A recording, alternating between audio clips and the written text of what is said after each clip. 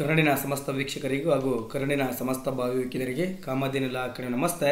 ಆತ್ಮೀಯ ಸ್ನೇಹಿತರೆ, ನಾವು ಇಂದಿನ ತರಗತಿಯಲ್ಲಿ BNSಗೆ ಸಂಬಂಧಪಟ್ಟಂತೆ ಮೀನ್ಸ್ ಭಾರತೀಯ ನ್ಯಾಯ ಸಂಹಿತೆ 2023ಕ್ಕೆ ಸಂಬಂಧಪಟ್ಟಂತೆ ಏನು ನಮ್ಮ KSLU ಯೂನಿವರ್ಸಿಟಿ ಹುಬ್ಳಿ ಅವರು ಪ್ರಿಸ್ಕ್ರೈಬ್ ಮಾಡಿರುವಂತಹ ಸಿಲೆಬಸ್ಗೆ ಸಂಬಂಧಪಟ್ಟಂತೆ ನಾವು ಇಂದಿನ ತರಗತಿಯಲ್ಲಿ ಯೂನಿಟ್ 3 ಬಗ್ಗೆ ಸಂಪೂರ್ಣ ತಿಳ್ಕೊಂಡು ಬರೋಣ. ಅದರಲ್ಲಿ ಯಾವ ಕ್ವಶನ್ಸನ್ನು ಇಟ್ಟಿದ್ದಾನೆ, ಯಾವ ಟಾಪಿಕ್ ಮೇಲೆ ನಾವು ಫೋಕಸ್ ಮಾಡಬೇಕು, ಯಥೇಚ್ಛವಾಗಿ ಇದುವರೆಗೂ ನಡೆದಿರುವಂತಹ ಪರೀಕ್ಷೆಗಳಲ್ಲಿ ಯಾವ ಕ್ವಶನ್ಸ್ಗಳ ಮೇಲೆ ಅಥವಾ ಯಾವ ಟಾಪಿಕ್ ಮೇಲೆ ಫೋಕಸ್ ಮಾಡಿದ್ದಾನೆ ಅಂತ ನಾವು ನೋಡೋದಾದರೆ ಅದು ಯಾವುದು ಅಂತ ನೋಡೋಣ. ಅದಕ್ಕಿಂತ ಮುಂಚೆ ಇಂದಿನ ತರಗತಿಯಲ್ಲಿ ಕಂಪ್ಲೀಟಾಗಿ ನಾನು 2 ಯೂನಿಟ್ ಮುಗಿಸಿದ್ದೇನೆ ಅಂತ ನಾನು ಭಾವಿಸ್ತೇನೆ. ಎಲ್ಲ ವೀಡಿಯೋಗಳನ್ನು ಕ್ಲಾಸ್ಗಳನ್ನು ನೀವು ನೋಟ್ ಮಾಡಿಕೊಂಡು ಎಕ್ಸಾಮಿಗೆ ಪ್ರಿಪೇರ್ ಆಗ್ತಾರೆ ಅಂತ ನಾನು ಭಾವಿಸ್ತೇನೆ. ಆತ್ಮೀಯ ಸ್ನೇಹಿತರೆ ನೋಡಿ, ಇಂದಿನ ತರಗತಿಯಲ್ಲಿ ಕೊಲೆಯನ್ನು ವ್ಯಾಖ್ಯಾನಿಸಿ ಅಪರಾಧಿಕ ನರಹತ್ಯೆ ವ್ಯತ್ಯಾಸಿಸಿ ಅಂತ ಹೇಳ್ಬಿಟ್ಟು ಏನು define murder distinguish between culpable homicide ಅಂತ ಹೇಳ್ಬಿಟ್ಟು ತುಂಬ ಇಂಪಾರ್ಟೆಂಟ್ ಟಾಪಿಕ್ಕು. ಎಕ್ಸಾಮ್ನ ಹಿತದೃಷ್ಟಿಯಿಂದ ನೋಡೋದಾದರೆ ಇದನ್ನು ಕಂಪಲ್ಸರಿಯಾಗಿ ಕ್ವಶನ್ಸನ್ನು ಕೇಳಿರ್ತಾನೆ. 16 ಮಾರ್ಕ್ಸಿಗಾದರೂ ಕೇಳ್ಬೋದು, 10 ಮಾರ್ಕ್ಸಿಗಾದರೂ ಕೇಳ್ಬೋದು, 8 ಮಾರ್ಕ್ಸಿಗಾದರೂ ಕೇಳ್ಬೋದು, ಇಲ್ಲ 6 ಮಾರ್ಕ್ಸಿಗಾದರೂ ಕೇಳ್ಬೋದು. ಆತ್ಮೀಯ ಸ್ನೇಹಿತರೆ ನೋಡಿ, ತುಂಬ ಇಂಪಾರ್ಟೆಂಟ್ ಕಾನ್ಸೆಪ್ಟು, ಡಿಫಾಲ್ಟ್ ಆಗಿರುವಂಥ ಒಂದು ಟಾಪಿಕ್ ಇದು. ಇದ್ರ ಮೇಲೆ ನೀವು ಯಾವುದೇ ಪ್ರೀವಿಯಸ್ ಇಯರ್ ಕ್ವಶನ್ ಪೇಪರನ್ನು ಒಂದ್ಸರಿ ತೆಗೆದು ನೋಡಿದ್ದೇ ಆಗಿದ್ದಲ್ಲಿ, ಆ ಕ್ವಶನ್ಸ್ ಪೇಪರ್ ಮೇಲೆ ನೀವು ಅನಾಲಿಸ್ ಮಾಡಿದ್ದೇ ಆಗಿದ್ದಲ್ಲಿ ಆತ್ಮೀಯ ಸ್ನೇಹಿತರೆ ಕಂಪಲ್ಸರಿಯಾಗಿ ಈ ಟಾಪಿಕ್ ಮೇಲೆ ಒಂದು ಕ್ವಶನ್ಸ್ ಕೇಳಿರ್ತಾನೆ ಯಾವಾಗಲೂ ಕೂಡ. ಸೊ ಹಂಗಾಗಿ ಇಂದಿನ ತರಗತಿಯನ್ನು ಯಾರೂ ಕೂಡ ಮಿಸ್ ಮಾಡ್ಕೋಬೇಡಿ, ಎಲ್ಲರೂ ಕೂಡ ಕೇಳಿಸ್ಕೊಳ್ತೀರ ಅಂತ ನಾನು ಭಾವಿಸ್ತಿದ್ದೇನೆ. ನೋಡಿ, ನೋಟ್ ಮಾಡ್ಕೊಳ್ಳಿ. ನಾನು ಫಸ್ಟು ಪೀಠಿಕೆ, ಆಮೇಲೆ ಯಾವ ಕಲಮ್ಗಳಿಂದ ಸ್ಟಾರ್ಟ್ ಆಗಿ ಅಥವಾ ಯಾವ ಸೆಕ್ಷನಿಂದ ಸ್ಟಾರ್ಟ್ ಆಗಿ ಯಾವ ಸೆಕ್ಷನ್ಗೆ ಎಂಡ್ ಆಗುತ್ತೆ ಅಂತ ಹೇಳ್ಬಿಟ್ಟು ನಾನು ಫಸ್ಟು ಡೀಟೇಲಾಗಿ ಹೇಳ್ತೀನಿ. ಆಮೇಲೆ ಅವನ್ನ ಒಂದೊಂದೇ ಆಗಿ ಎಕ್ಸ್ಪ್ಲೈನ್ ಮಾಡ್ಕೊಂಡು ಬರೋಣ. ತುಂಬ ಇಂಪಾರ್ಟೆಂಟ್ ಟಾಪಿಕ್ ಇಂದಿನ ತರಗತಿ. ನೋಡಿ, ಆಗಿದ್ದರೆ ಪೀಠಿಕೆ ಕಲಂ ಸೆಕ್ಷನ್ 100 ಸ್ಟಾರ್ಟ್ ಆಗುತ್ತೆ. ಕೊಲೆಯನ್ನು ಮುಂಚೆ 300 ಏನು IPCಯಲ್ಲಿ ಹೋಯ್ತರ ನೀವು, ಇಂಡಿಯನ್ ಪಿನಲ್ ಕೋಡ್ 1860 1860 ಏನು ದಂಡ ಸಂಹಿತೆ 1860 ಅಂತ ಇತ್ತು. ಆ ಸಂಹಿತೆಗೆ ಸಂಬಂಧಪಟ್ಟಂತೆ ನೀವು ಕೊಲೆಯನ್ನು ಸೆಕ್ಷನ್ 300 ಅಡಿಯಲ್ಲಿ ನೋಡ್ತಾ ಇದ್ವಿ. ಆದರೆ ಭಾರತೀಯ ನ್ಯಾಯ ಸಂಹಿತೆ 2023 ಅಡಿಯಲ್ಲಿ ನಾವು ಕೊಲೆಯನ್ನು ನೋಡೋದಾದರೆ ಅಥವಾ ಅಪರಾಧಿಕ ಮಾನವ ಹತ್ಯೆ ನೋಡೋದಾದರೆ ಸೆಕ್ಷನ್ 100 ಸ್ಟಾರ್ಟ್ ಆಗಿದೆ. ಆತ್ಮೀಯ ಸ್ನೇಹಿತರೆ ನೋಡಿ, ಸೆಕ್ಷನ್ 100 ಏನನ್ನು ಹೇಳ್ತಿದೆ ಅಂದರೆ ಅಪರಾಧಿಕ ಮಾನವ ಹತ್ಯೆ ಬಗ್ಗೆ ತಿಳಿಸ್ಕೊಡ್ತಿದೆ. ಅದೇ ರೀತಿಯಾಗಿ ಕಲಂ 101 ಕೊಲೆ ಅಂದರೆ ಏನಂತ ಹೇಳ್ಬಿಟ್ಟು ಎಕ್ಸ್ಪ್ಲೇನ್ ಮಾಡಲಾಗಿದೆ. ಅದೇ ರೀತಿಯಾಗಿ ಸೆಕ್ಷನ್ 102 ಯಾವ ವ್ಯಕ್ತಿಗೆ ಮರಣವನ್ನು ಉಂಟು ಮಾಡಲು ಉದ್ದೇಶಿಸಲಾಗಿತ್ತೋ ಆ ವ್ಯಕ್ತಿಯಲ್ಲದ ಇತರೆ ವ್ಯಕ್ತಿಗೆ ಮರಣವನ್ನು ಉಂಟು ಮಾಡುವ ಮೂಲಕ ಆದ ಅಪರಾಧಿಕ ಮಾನವ ಹತ್ಯೆ. ಕನ್ನಡದಲ್ಲಿ ಎಕ್ಸಾಮ್ ಬರೆಯುವಂಥ ವಿದ್ಯಾರ್ಥಿಗಳು ಕ್ಲಿಯರಾಗಿ ಅರ್ಥ ಮಾಡ್ಕೋಬೇಕು. ಕ್ಲಿಷ್ಟಕರವಾಗಿರ್ತವೆ ಕನ್ನಡ ಪದಗಳು, ಕಠಿಣವಾಗಿರ್ತವೆ. ಸೊ ನೋಡಿ, ಕಲಂ 102 ಅಥವಾ ಸೆಕ್ಷನ್ 102 ಏನನ್ನು ನಮಗೆ ತಿಳಿಸ್ಕೊಡ್ತಿದೆ ಅಂದರೆ ಯಾವ ವ್ಯಕ್ತಿಗೆ ಮರಣವನ್ನು ಉಂಟು ಮಾಡಲು ಉದ್ದೇಶಿಸಲಾಗಿತ್ತೋ ಆ ವ್ಯಕ್ತಿಯಲ್ಲದ ಇತರೆ ವ್ಯಕ್ತಿಗೆ ಮರಣವನ್ನು ಉಂಟು ಮಾಡುವ ಮೂಲಕ ಆದ ಅಪರಾಧಿಕ ಮಾನವ ಹತ್ಯೆ ಬಗ್ಗೆ ಕಲಂ 102 ಬಗ್ಗೆ ತಿಳಿಸ್ಕೊಡ್ತಿದೆ. ಆತ್ಮೀಯ ಸ್ನೇಹಿತರೆ ನಮಗೆ ಅದೇ ರೀತಿಯಾಗಿ ಸೆಕ್ಷನ್ 103 ಕೊಲೆಗೆ ದಂಡನೆ, ಮರ್ಡರ್ ಮಾಡಿರುವಂತಹ ವ್ಯಕ್ತಿಗೆ ಯಾವ ಸೆಕ್ಷನ್ ಅಂಡರ್ ಅಡಿಯಲ್ಲಿ ಅಥವಾ ಯಾವ ಪ್ರಾವಿಷನ್ ಅಡಿಯಲ್ಲಿ ದಂಡನೆಯನ್ನು ವಿಧಿಸ್ತಿದ್ದಾರೆ ಅಥವಾ ಶಿಕ್ಷೆಯನ್ನು ನೀಡ್ತಿದ್ದಾರೆ ಅಂತ ಹೇಳ್ಬಿಟ್ಟು ನೋಡೋದಾದರೆ ಸೆಕ್ಷನ್ 103 ಕೊಲೆಯನ್ನು ಡಿಫೈನ್ ಮಾಡಿರೋದು ನಾವು 101ನಲ್ಲಿ ಕೊಲೆ ಅಂದರೆ ಏನಂತ ಹೇಳ್ಬಿಟ್ಟು ಎಕ್ಸ್ಪ್ಲೇನ್ ಮಾಡಿದ್ದೇವೆ. ಆ ಕೊಲೆಗೆ ಸಂಬಂಧಪಟ್ಟಂತೆ ನಾವು ಪನಿಷ್ಮೆಂಟನ್ನು ಅಥವಾ ಶಿಕ್ಷೆಯನ್ನು ಅಥವಾ ದಂಡನೆಯನ್ನು ಕಲಂ 103ಯಲ್ಲಿ ನೀಡಲ್ಪಟ್ಟಿದೆ ಅಂತ ಹೇಳ್ಬಿಟ್ಟು ಆತ್ಮೀಯ ಸ್ನೇಹಿತರೆ. ಅದೇ ರೀತಿಯಾಗಿ ಕಲಂ 104 ಅಥವಾ ಸೆಕ್ಷನ್ 104 ಅಡಿಯಲ್ಲಿ ಅಜೀವ ಕಾರಾವಾಸಕ್ಕೆ ಗುರಿಯಾದವನು ಮಾಡಿದ ಕೊಲೆಗೆ ದಂಡನೆ. ಅಜೀವ ಕಾರಾವಾಸಕ್ಕೆ ಗುರಿಯಾದಂತಹ ವ್ಯಕ್ತಿಗೆ ಮಾಡಿದ ಕೊಲೆಗೆ ದಂಡನೆಯನ್ನು ಯಾವ ರೀತಿ ವಿಧಿಸ್ತಾರೆ ಅಂತ ಹೇಳ್ಬಿಟ್ಟು. ಅದೇ ರೀತಿಯಾಗಿ ಕಲಂ 105 ಕೊಲೆಯೆಂದು ಪರಿಗಣಿಸಲಾಗದ ಅಪರಾಧಿಕ ಮಾನವ ಹತ್ಯೆಗೆ ದಂಡನೆ. ಕಲಂ 105ಯಲ್ಲಿ ನಮಗೆ ಏನನ್ನು ತಿಳಿಸ್ಕೊಡ್ತಿದ್ದಾರೆ ಅಂದರೆ ಕೊಲೆಯೆಂದು ಪರಿಗಣಿಸಲಾಗದಂತಹ ಅಪರಾಧಿಕ ಮಾನವ ಹತ್ಯೆಗೆ ದಂಡನೆ. ಅದೇ ರೀತಿಯಾಗಿ ಕಲಂ 106 ನಿರ್ಲಕ್ಷ್ಯದಿಂದ ಮರಣವನ್ನು ಉಂಟು ಮಾಡುವುದು, ನೆಗ್ಲೆಜೆನ್ಸಿಯಿಂದ ಒಬ್ಬ ವ್ಯಕ್ತಿಗೆ ಮರಣವನ್ನು ಉಂಟು ಮಾಡುವುದು. ಅದನ್ನು ನಾವು ಭಾರತೀಯ ನ್ಯಾಯ ಸಂಹಿತೆ ಕಲಂ 106 ಅಡಿಯಲ್ಲಿ ತಿಳಿಸ್ಕೊಟ್ಟಿದ್ದಾರೆ. ಆತ್ಮೀಯ ಸ್ನೇಹಿತರೆ ಈ ಟಾಪಿಕಲ್ಲಿ ನಿಮಗೆ ಯಾವಾಗಲೂ ಕೂಡ ಸರ್ ಇಷ್ಟೊಂದು ಬರೀಬೇಕಾ ನೆಸೆಸಿಟಿ ಇಲ್ಲ. ನಿಮಗೆ ಡೈರೆಕ್ಟಾಗಿ ಕೇಳೋದೇ ಅವನು ಮರ್ಡರ್ ಅಂದರೆ ಏನು, ಕಲ್ಪಬಲ್ ಹೋಮಿಸೈಡ್ ಅಂದರೆ ಏನು, ಕೊಲೆ ಅಂದರೆ ಏನು, ಅಪರಾಧಿಕ ಮಾನವ ಹತ್ಯೆಗಳ ನಡುವೆ ಇರುವಂತಹ ವ್ಯತ್ಯಾಸವನ್ನು ನಿರೂಪಿಸಿ ಅಥವಾ ಚರ್ಚಿಸಿ ಅಂತ ಕೇಳ್ತಾ ಇರ್ತಾನೆ. ನಾನು ಯಾಕೆ ಡೀಟೇಲಾಗಿ ಹೇಳ್ತಿದ್ದೀನಿ ಅಂದರೆ ನಿಮ್ಮ ಸಿಲೆಬಸ್ಸಲ್ಲಿ ಕೊಟ್ಟಿರೋದಕ್ಕೆ ನಾನು ಫುಲ್ಲು ಡೀಟೇಲಾಗಿ ಎಕ್ಸ್ಪ್ಲೇನ್ ಮಾಡ್ತಾ ಇದ್ದೀನಿ ಆತ್ಮೀಯ ಸ್ನೇಹಿತರೆ. ನೋಡಿ, ಮುಂದುವರೆದು ಗಮನಿಸಿ. ಕಲಂ 107 ಮಗುವಿನ ಅಥವಾ ಅಸ್ವಸ್ಥ ಮನಸ್ಸಿನ ವ್ಯಕ್ತಿಯ ಆತ್ಮಹತ್ಯೆಗೆ ದುಷ್ಪ್ರೇರಣೆ. ಅಬೇಟ್ಮೆಂಟ್ ಮೀನ್ಸ್ ಏನು ಹೇಳಿ, ದುಷ್ಪ್ರೇರಣೆ ಬಗ್ಗೆ ಈಗಾಗಲೇ ಕ್ಲಾಸ್ ಆಗಿದೆ. ಇಲ್ಲಿ ಏನನ್ನ ಹೇಳಿದನಪ್ಪ ಅಂದರೆ ಮಗುವಿನ ಅಥವಾ ಅಸ್ವಸ್ಥ ಮನಸ್ಸಿನ ವ್ಯಕ್ತಿಯ ಆತ್ಮಹತ್ಯೆಗೆ, ಒಬ್ಬ ಮಗುವಿಗೆ ಅಥವಾ ಅಸ್ವಸ್ಥ ಮನೆಯಲ್ಲಿರುವಂತಹ ಮಗುವಿಗೆ ಆತ್ಮಹತ್ಯೆಗೆ ದುಷ್ಪ್ರೇರಣೆ ನೀಡುವುದು ಅಂಥ ವ್ಯಕ್ತಿಗೆ ಏನು ಶಿಕ್ಷೆ ಅಂತ ಹೇಳ್ಬಿಟ್ಟು ಕಲಂ 107 ತಿಳಿಸ್ಕೊಟ್ಟಿದ್ದಾನೆ ಆತ್ಮೀಯ ಸ್ನೇಹಿತರೆ. ಅದೇ ರೀತಿಯಾಗಿ ಸೆಕ್ಷನ್ 108 ಆತ್ಮಹತ್ಯೆಗೆ ದುಷ್ಪ್ರೇರಣೆ ನೀಡುವುದು. ಸೆಕ್ಷನ್ 109 ಕೊಲೆ ಮಾಡಲು ಪ್ರಯತ್ನ, ಅಟೆಂಪ್ಟ್ ಟು ಮರ್ಡರ್ ಅಂತ ಕೇಳ್ತೀರಾ ನೀವು ಇಂಗ್ಲೀಷಲ್ಲಿ. ಯಾವತ್ತೂ ಕೂಡ ನೀವು ಒಂದು FIR ಕಾಪಿಯನ್ನು ಓದಬೇಕಾಗ್ತದೆ. ನೀವೆಲ್ಲರೂ ಕೂಡ ಮುಂದಿನ ಭಾವಿ ವಕೀಲರು ಈಗಿಂದನೇ ಕೂಡ ನೀವು FIR ಕಾಪಿಯನ್ನು ಅನಲೈಸ್ ಮಾಡಬೇಕು. FIR ಕಾಪಿಯಲ್ಲಿ ಯಾವ ರೀತಿ ಸೆಕ್ಷನ್ ಕೊಟ್ಟಿರ್ತಾನೆ, ಕೊಲೆ ಮಾಡಿರೋದನ್ನು 101 ಅಂತ ಕೊಟ್ಟಿರೋದಿಲ್ಲ. ಅಲ್ಲಿ ಪನಿಷ್ಮೆಂಟ್ ಏನಿರುತ್ತಲ್ಲ ಕೊಲೆಗೆ, ಆ ಕೊಲೆಗೆ ಇರುವಂತಹ ಪನಿಷ್ಮೆಂಟ್ಗಳನ್ನು ಸೆಕ್ಷನನ್ನು ಮೆನ್ಷನ್ ಮಾಡಿರ್ತಾನೆ FIR ಕಾಪಿಯಲ್ಲಿ. ಅರ್ಥ ಮಾಡ್ಕೊಳ್ಳಿ. ಇಲ್ಲಿ ಕೊಲೆ ಮಾಡಲು ಪ್ರಯತ್ನ, ಅಟೆಂಪ್ಟ್ ಟು ಮರ್ಡರ್ ಅಂತ ಹೇಳ್ಬಿಟ್ಟು ಆತ್ಮೀಯ ಸ್ನೇಹಿತರೆ, ಅದು ನಮ್ಮ ಭಾರತೀಯ ನ್ಯಾಯ ಸಂಹಿತೆ ಯಾವ ಸೆಕ್ಷನಲ್ಲಿ ಬರುತ್ತೆ ಅಂದರೆ 109 ಅಡಿಯಲ್ಲಿ ಬರ್ತದೆ. ಅದೇ ರೀತಿಯಾಗಿ ಕಲಂ 110 ನೋಡೋದಾದರೆ ಅಪರಾಧಿಕ ಮಾನವ ಹತ್ಯೆಯನ್ನು ಮಾಡಲು ಪ್ರಯತ್ನ. ನೋಡಿ, ಸೆಕ್ಷನ್ 111 ನೋಡೋದಾದರೆ ಸಂಘಟಿತ ಅಪರಾಧಗಳು. ಕಲಂ 112 ಸಣ್ಣ ಸಂಘಟಿತ ಅಪರಾಧ. ಸೆಕ್ಷನ್ಸ್ 113 ಭಯೋತ್ಪಾದಕ ಕೃತ್ಯ. ತುಂಬ ಇಂಪಾರ್ಟೆಂಟು. ಮುಂಚೆ ಎಲ್ಲ ನಾವು ಸೆಡೆಷನ್ ಬಗ್ಗೆ ಓದ್ತಿದ್ವಿ, ಆ ಸೆಡೆಷನನ್ನು ತೆಗೆದುಬಿಟ್ಟು ಈಗ ಭಯೋತ್ಪಾದಕ ಕೃತ್ಯ ಅಥವಾ ಒಂದು ಹೊಸ ಕಾನ್ಸೆಪ್ಟನ್ನು ನಮಗೆ ತಂದಿದ್ದಾರೆ ಆತ್ಮೀಯ ಸ್ನೇಹಿತರೆ. ಅದ್ರ ಬಗ್ಗೆ ನಾನು ಡೀಟೇಲಾಗಿ ಎಕ್ಸ್ಪ್ಲೇನ್ ಮಾಡ್ತೀನಿ. ನೋಡಿ, ಈಗ ಸೆಕ್ಷನ್ 100 ಸಂಪೂರ್ಣ ತಿಳ್ಕೊಂಡು ಬರೋಣ. ಅಪರಾಧಿಕ ಮಾನವ ಹತ್ಯೆ, ಕಲ್ಪಬಲ್ ಹೋಮಿಸೈಡ್ ಅಂದರೆ ಏನು? ನಿಮಗೆ ನಾನು ಡೆಫಿನೇಷನನ್ನು ಅಥವಾ ಪರಿಭಾಷೆಯನ್ನು ಕೊಟ್ಟರೆ ಯಾವುದೇ ಕಾರಣಕ್ಕೂ ಅರ್ಥ ಆಗಲ್ಲ. ಅದಕ್ಕೋಸ್ಕರನೇ ಉದಾಹರಣೆಗಳನ್ನು ಅಥವಾ ದೃಷ್ಟಾಂತಗಳನ್ನು ಅಥವಾ ಇಲ್ಲುಸ್ಟ್ರೇಷನನ್ನು ಕೊಡುವುದರ ಮುಖಾಂತರ ಹೇಳ್ಕೊಂಡು ಹೋಗ್ತೀನಿ. ಆ ಇಲ್ಲುಸ್ಟ್ರೇಷನ್ಗಳನ್ನು ಅಥವಾ ಆ ಉದಾಹರಣೆಗಳನ್ನು ಅಥವಾ ಕೊಟ್ಟಿರುವಂತಹ ಇಲ್ಲುಸ್ಟ್ರೇಷನನ್ನು ನೀವು ಒಂದ್ಸರಿ ಕ್ಲಿಯರಾಗಿ ಅಬ್ಸರ್ವ್ ಮಾಡ್ಕೊಳ್ಳಿ. ನಾನು ಹೇಳುವುದನ್ನು ಪಾಯಿಂಟ್ ನೋಟ್ ಮಾಡ್ಕೊಳ್ಳಿ, ಯಾಕೆಂದರೆ ತುಂಬ ಇಂಪಾರ್ಟೆಂಟು. ಈ ಇಲ್ಲುಸ್ಟ್ರೇಷನನ್ನು ನೀವೇ ತಯಾರು ಮಾಡ್ಕೊ ಹೋಗ್ತೀರ ಒಂದೊಂದ್ಸರಿ. ಆ ರೀತಿ ಮಾಡಬಾರ್ದು. ಅದಕ್ಕೆಂದರೆ ಮೀನಿಂಗ್ಫುಲ್ ಆಗಿರ್ಬೇಕು. ಕಂಟಿನ್ಯೂಸ್ ನೀವು ಹೇಳೋ ಅಂಥದ್ದು ಕೊಟ್ಟಿರುವಂತಹ ಇಲ್ಲುಸ್ಟ್ರೇಷನ್ನು ಅಥವಾ ನೀವು ಕೊಡುತ್ತಿರುವಂತಹ ಉದಾಹರಣೆ ಅಥವಾ ನೀವು ಕೊಡ್ತಿರುವಂತಹ ಕೇಸ್ ಲಾಗಳು ಅಥವಾ ಪ್ರಕರಣಗಳು ಅದಕ್ಕೆ ಸಂಬಂಧ ಇರಬೇಕು. ಆ ಸಂಬಂಧ ಇದ್ದಾಗ ಮಾತ್ರ ನಿಮ್ಮ ಸ್ಕೋರ್ ಜಾಸ್ತಿ ಆಗಲಿಕ್ಕೆ ಸಾಧ್ಯ ಆಗ್ತದೆ. ನೀವು ನಿಮ್ಮ ಅನಿಸಿಕೆಗೆ ಸಂಬಂಧಪಟ್ಟಂತೆ ಯಾವುದೇ ರೀತಿಯಾದಂತಹ ಆನ್ಸರನ್ನು ಬರಿಬೇಡಿ ಪರೀಕ್ಷೆಯಲ್ಲಿ. ಅರ್ಥ ಆಗಿದೆ ಅಂತ ನಾನು ಭಾವಿಸ್ತೇನೆ. ಹಾಗಿದ್ರೆ ಅಪರಾಧಿಕ ಮಾನವ ಹತ್ಯೆ, ಕಲ್ಪಬಲ್ ಹೋಮಿಸೈಡ್ ಹಂಗಂದ್ರೆ ಏನು ಸರ್ ಅಂತ ನೀವು ಕೇಳ್ತಾ ಇರ್ತೀರಾ. ತುಂಬ ಇಂಪಾರ್ಟೆಂಟ್ ಕಾನ್ಸೆಪ್ಟು. ಇದ್ರ ಮೇಲೇ ಯಾವಾಗಲೂ ಕೂಡ ಕ್ವಶನ್ಸನ್ನು ಕೇಳ್ತಾ ಇರ್ತಾನೆ ಆತ್ಮೀಯ ಸ್ನೇಹಿತರೆ. ಮರಣವನ್ನು ಉಂಟು ಮಾಡುವ ಉದ್ದೇಶದಿಂದ ಅಥವಾ ಮರಣವನ್ನು ಉಂಟು ಮಾಡುವ ಸಂಭವವಿರುವಂತಹ ದೈಹಿಕ ಹಾನಿಯನ್ನು ಉಂಟು ಮಾಡುವ ಉದ್ದೇಶದಿಂದ ಅಥವಾ ಅಂತಹ ಕೃತ್ಯದಿಂದ ತಾನು ಮರಣವನ್ನು ಉಂಟು ಮಾಡುವ ಸಂಭವವಿದೆ ಎಂದು ಗೊತ್ತಿದ್ದರೂ ಆ ಕೃತ್ಯವನ್ನು ಮಾಡಿ ಮರಣವನ್ನು ಉಂಟು ಮಾಡುವ ಯಾರೇ ವ್ಯಕ್ತಿಯು ಅಪರಾಧಿಕ ಮಾನವ ಹತ್ಯೆಯ ಅಪರಾಧವನ್ನು ಮಾಡುತ್ತಾನೆಂದಾಗ್ತದೆ. ಕ್ಲಿಯರಾಗಿ ಅರ್ಥ ಮಾಡ್ಕೊಳ್ಳಿ ಆತ್ಮೀಯ ಸ್ನೇಹಿತರೆ. ಅಪರಾಧಿಕ ಮಾನವ ಹತ್ಯೆ ಅಂದ್ರೇ ಬೇರೆ, ಕೊಲೆ ಅಂದ್ರೇ ಬೇರೆ, ಮರ್ಡರ್ ಅಂದ್ರೇ ಬೇರೆ, ಕಲ್ಪಬಲ್ ಹೋಮಿಸೈಡ್ ಅಂದ್ರೇ ಬೇರೆ. ಕ್ಲಿಯರಾಗಿ ಅರ್ಥ ಮಾಡ್ಕೊಳ್ಳಿ. ನೀವು ಕನ್ಫ್ಯೂಸ್ ಆಗಬೇಡಿ. ನಿಮಗೆ ಏನೇ ಡೌಟ್ ಇದ್ದರೂ ಕೂಡ ಕ್ಲಾರಿಫೈ ಮಾಡಿಕೊಡ್ತೀನಿ ನಾನು.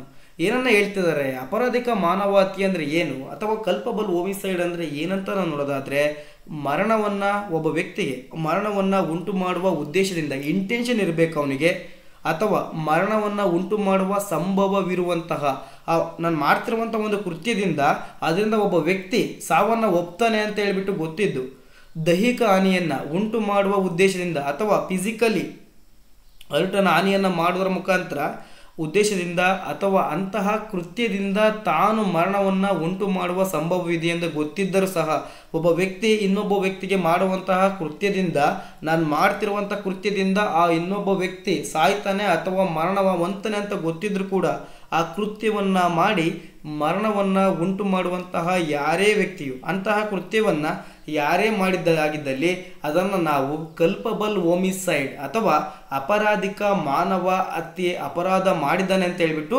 ಪರಿಗಣನೆಗೆ ತೆಗೆದುಕೊಳ್ಳಲಾಗ್ತದೆ ಆತ್ಮೀಯ ಸ್ನೇಹಿತರೆ. ತುಂಬ ಅಂದರೆ ತುಂಬ ಇಂಪಾರ್ಟೆಂಟ್ ಟಾಪಿಕ್ಕು. ನಾನು ಸರಳ ಭಾಷೆಯಲ್ಲಿ ಪ್ರಾದೇಶಿಕ ಭಾಷೆಯಲ್ಲಿ ಹೇಳಿದ್ದೇನೆ, ನಿಮ್ಮೆಲ್ಲರಿಗೂ ಕೂಡ ಅರ್ಥ ಆಗಿದೆ ಅಂತ ನಾನು ಭಾವಿಸ್ತೇನೆ. ಹಾಗಿದ್ದರೆ ಅದಕ್ಕೆ ಸಂಬಂಧಪಟ್ಟಂತೆ ಒಂದು ಇಲ್ಲುಸ್ಟ್ರೇಷನನ್ನು ಅಥವಾ ಒಂದು ದೃಷ್ಟಾಂತವನ್ನು ತೋರಿಸ್ಕೊಡ್ತೀನಿ ನೋಡಿ.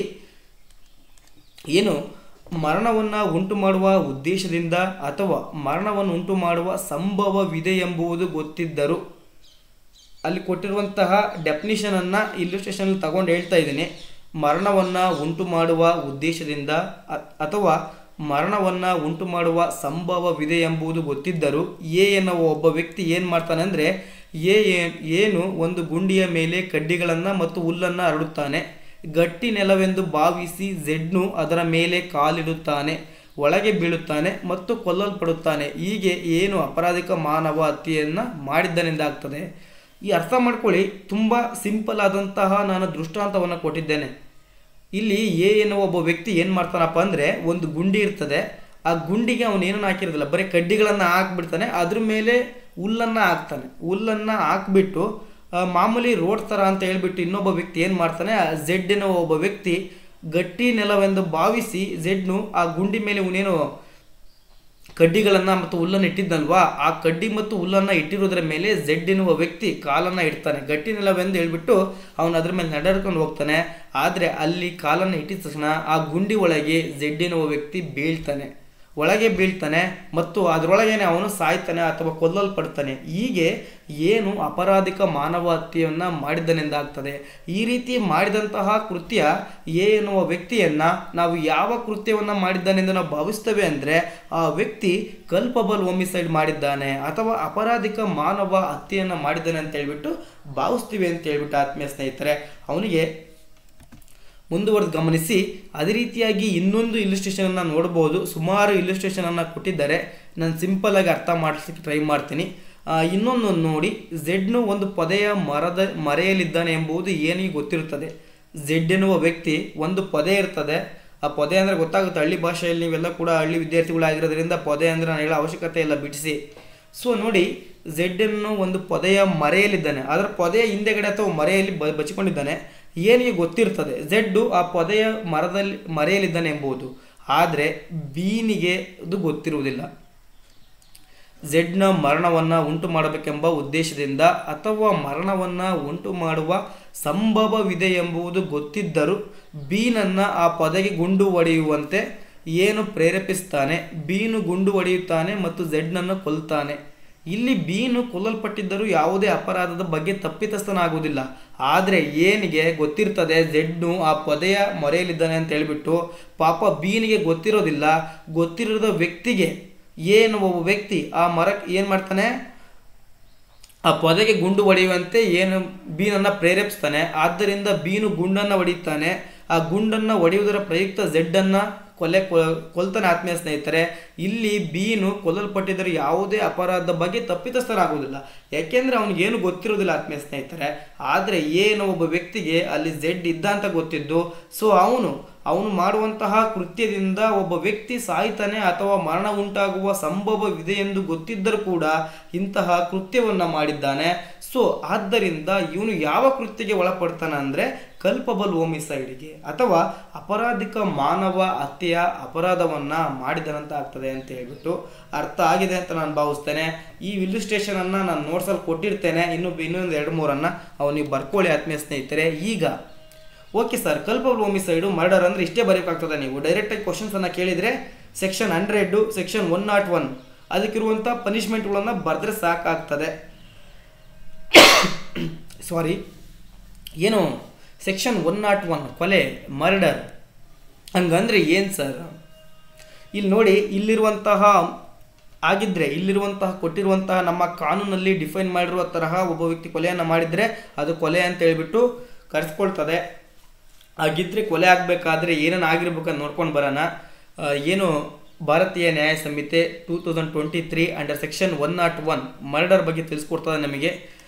ಇಲ್ಲಿ ಇನ್ನು ಮುಂದೆ ವಿನಾಯಿಸಿದ ಸಂದರ್ಭಗಳ ಹೊರತು ಉಳಿದೆಡೆ ಎಂದರೆ ಯಾವ ಮರಣ ಉಂಟಾಗುತ್ತದೆಯೋ ಕೃತ್ಯದಿಂದ ಮರಣವನ್ನು ಉಂಟು ಮಾಡುವ ಉದ್ದೇಶದಿಂದ ಮಾಡಿದ್ದರೆ ಅಥವಾ ಕೃತ್ಯವನ್ನು ಯಾವ ಮರಣ ಉಂಟಾಗುತ್ತದೆಯೋ ಕೃತ್ಯದಿಂದ ಮರಣವನ್ನು ಉಂಟು ಮಾಡುವ ಉದ್ದೇಶದಿಂದ, ಮರಣವನ್ನು ಉಂಟು ಮಾಡುವ ಉದ್ದೇಶದಿಂದ ಮಾಡಿದಂಥ ಒಂದು ಕೃತ್ಯ ಅಥವಾ ಕೃತ್ಯವನ್ನು ಯಾವ ವ್ಯಕ್ತಿಗೆ ಕೆಡುಕನ್ನು ಉಂಟು ಮಾಡಲಾಗಿದೆಯೋ ಆ ವ್ಯಕ್ತಿಗೆ ದೈಹಿಕ ಪಾಸಿಯಿಂದ ಮರಣ ಉಂಟಾಗುವಂತಹ ಸಂಭವವಿದೆ ಎಂಬುದು ಅಪರಾಧಿಗೆ ಗೊತ್ತಿದ್ದು ಅಂತಹ ದೈಹಿಕ ಘಾಸಿಯನ್ನುಂಟು ಮಾಡುವ ಉದ್ದೇಶದಿಂದ ಮರಣವನ್ನು ಉಂಟು ಮಾಡುವ ಕೃತ್ಯವನ್ನು ಮಾಡಿದ್ದರೆ, ಅಥವಾ ಯಾರೇ ವ್ಯಕ್ತಿಗೆ ದೈಹಿಕ ಹಾನಿಯನ್ನುಂಟು ಮಾಡುವ ಉದ್ದೇಶದಿಂದ ಮರಣವನ್ನು ಉಂಟು ಮಾಡುವ ಅಥವಾ ಕೃತ್ಯವನ್ನು ಮಾಡಿದ್ದರೆ ಮತ್ತು ಹಾಗೆ ಮಾಡಬೇಕೆಂದು ಉದ್ದೇಶಿಸಿದಂತಹ ದೈಹಿಕ ಹಾನಿಯನ್ನುಂಟು ಮಾಡುವುದಕ್ಕೆ ಸ್ವಾಭಾವಿಕವಾಗಿ ತೊಡಗಿದ ಸಂದರ್ಭದಲ್ಲಿ ಮರಣವನ್ನುಂಟು ಮಾಡುವಷ್ಟರ ಮಟ್ಟಿಗೆ ಅದು ಸಾಕಷ್ಟಾಗಿದ್ದರೆ, ಅಥವಾ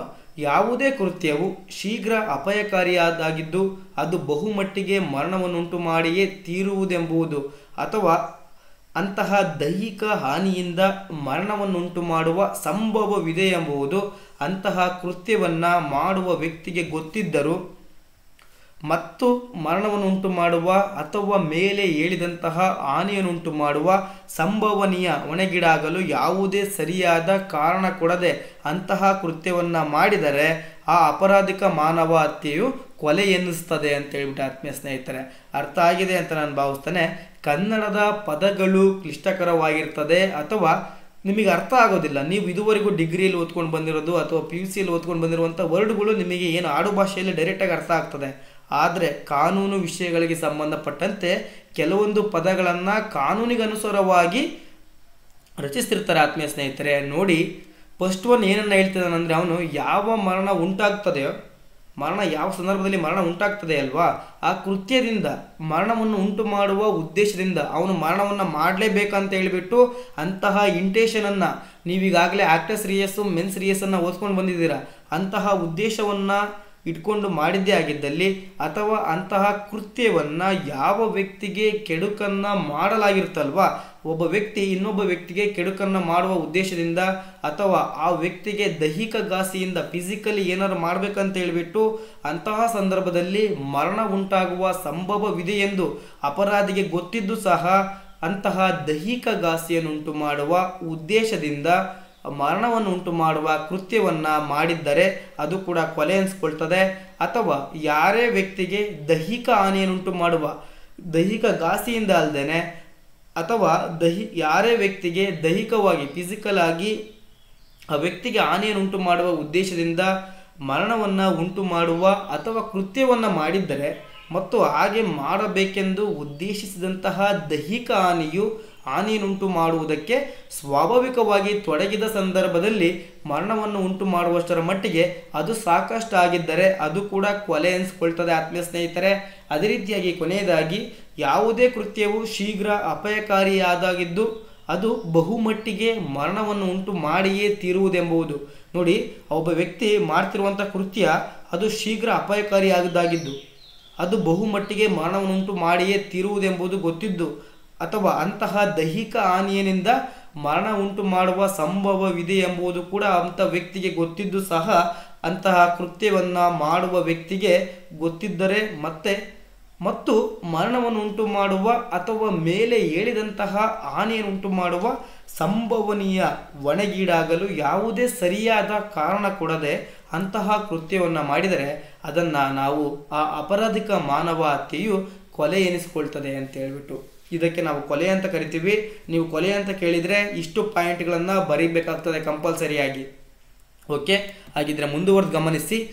ಅದಕ್ಕೆ ಇಲ್ಲುಸ್ಟ್ರೇಷನನ್ನು ನೋಡೋಣ. ನಿಮಗೆ ಇಲ್ಲುಸ್ಟ್ರೇಷನನ್ನು ದೃಷ್ಟಾಂತಗಳನ್ನು ನೆನಪಿಡಿ ಆತ್ಮೀಯ ಸ್ನೇಹಿತರೆ. ಈ ಇಲ್ಲುಸ್ಟ್ರೇಷನ್ಗಳು ಅಥವಾ ದೃಷ್ಟಾಂತಗಳನ್ನು ನಿಮಗೆ ಬರೀಲಿಕ್ಕೆ ಬಂತು ಅಂದರೆ, ನಿಮ್ಮದೇ ಆದ ಓನ್ ವೇಯಲ್ಲಿ ಬರೀಲಿಕ್ಕೆ ಬಂತು ಅಂದರೆ ನಿಮಗೆ ತುಂಬ ಈಸಿ ವೇಯಲ್ಲಿ ಪಾಸ್ ಆಗ್ಬೋದು. ಅದರ ಜೊತೆಯಲ್ಲಿ ಅತಿ ಹೆಚ್ಚು ಅಂಕಗಳನ್ನು ಪಡೆದುಕೊಳ್ಳಲಿಕ್ಕೆ ಸಹಾಯವನ್ನು ಮಾಡ್ತದೆ.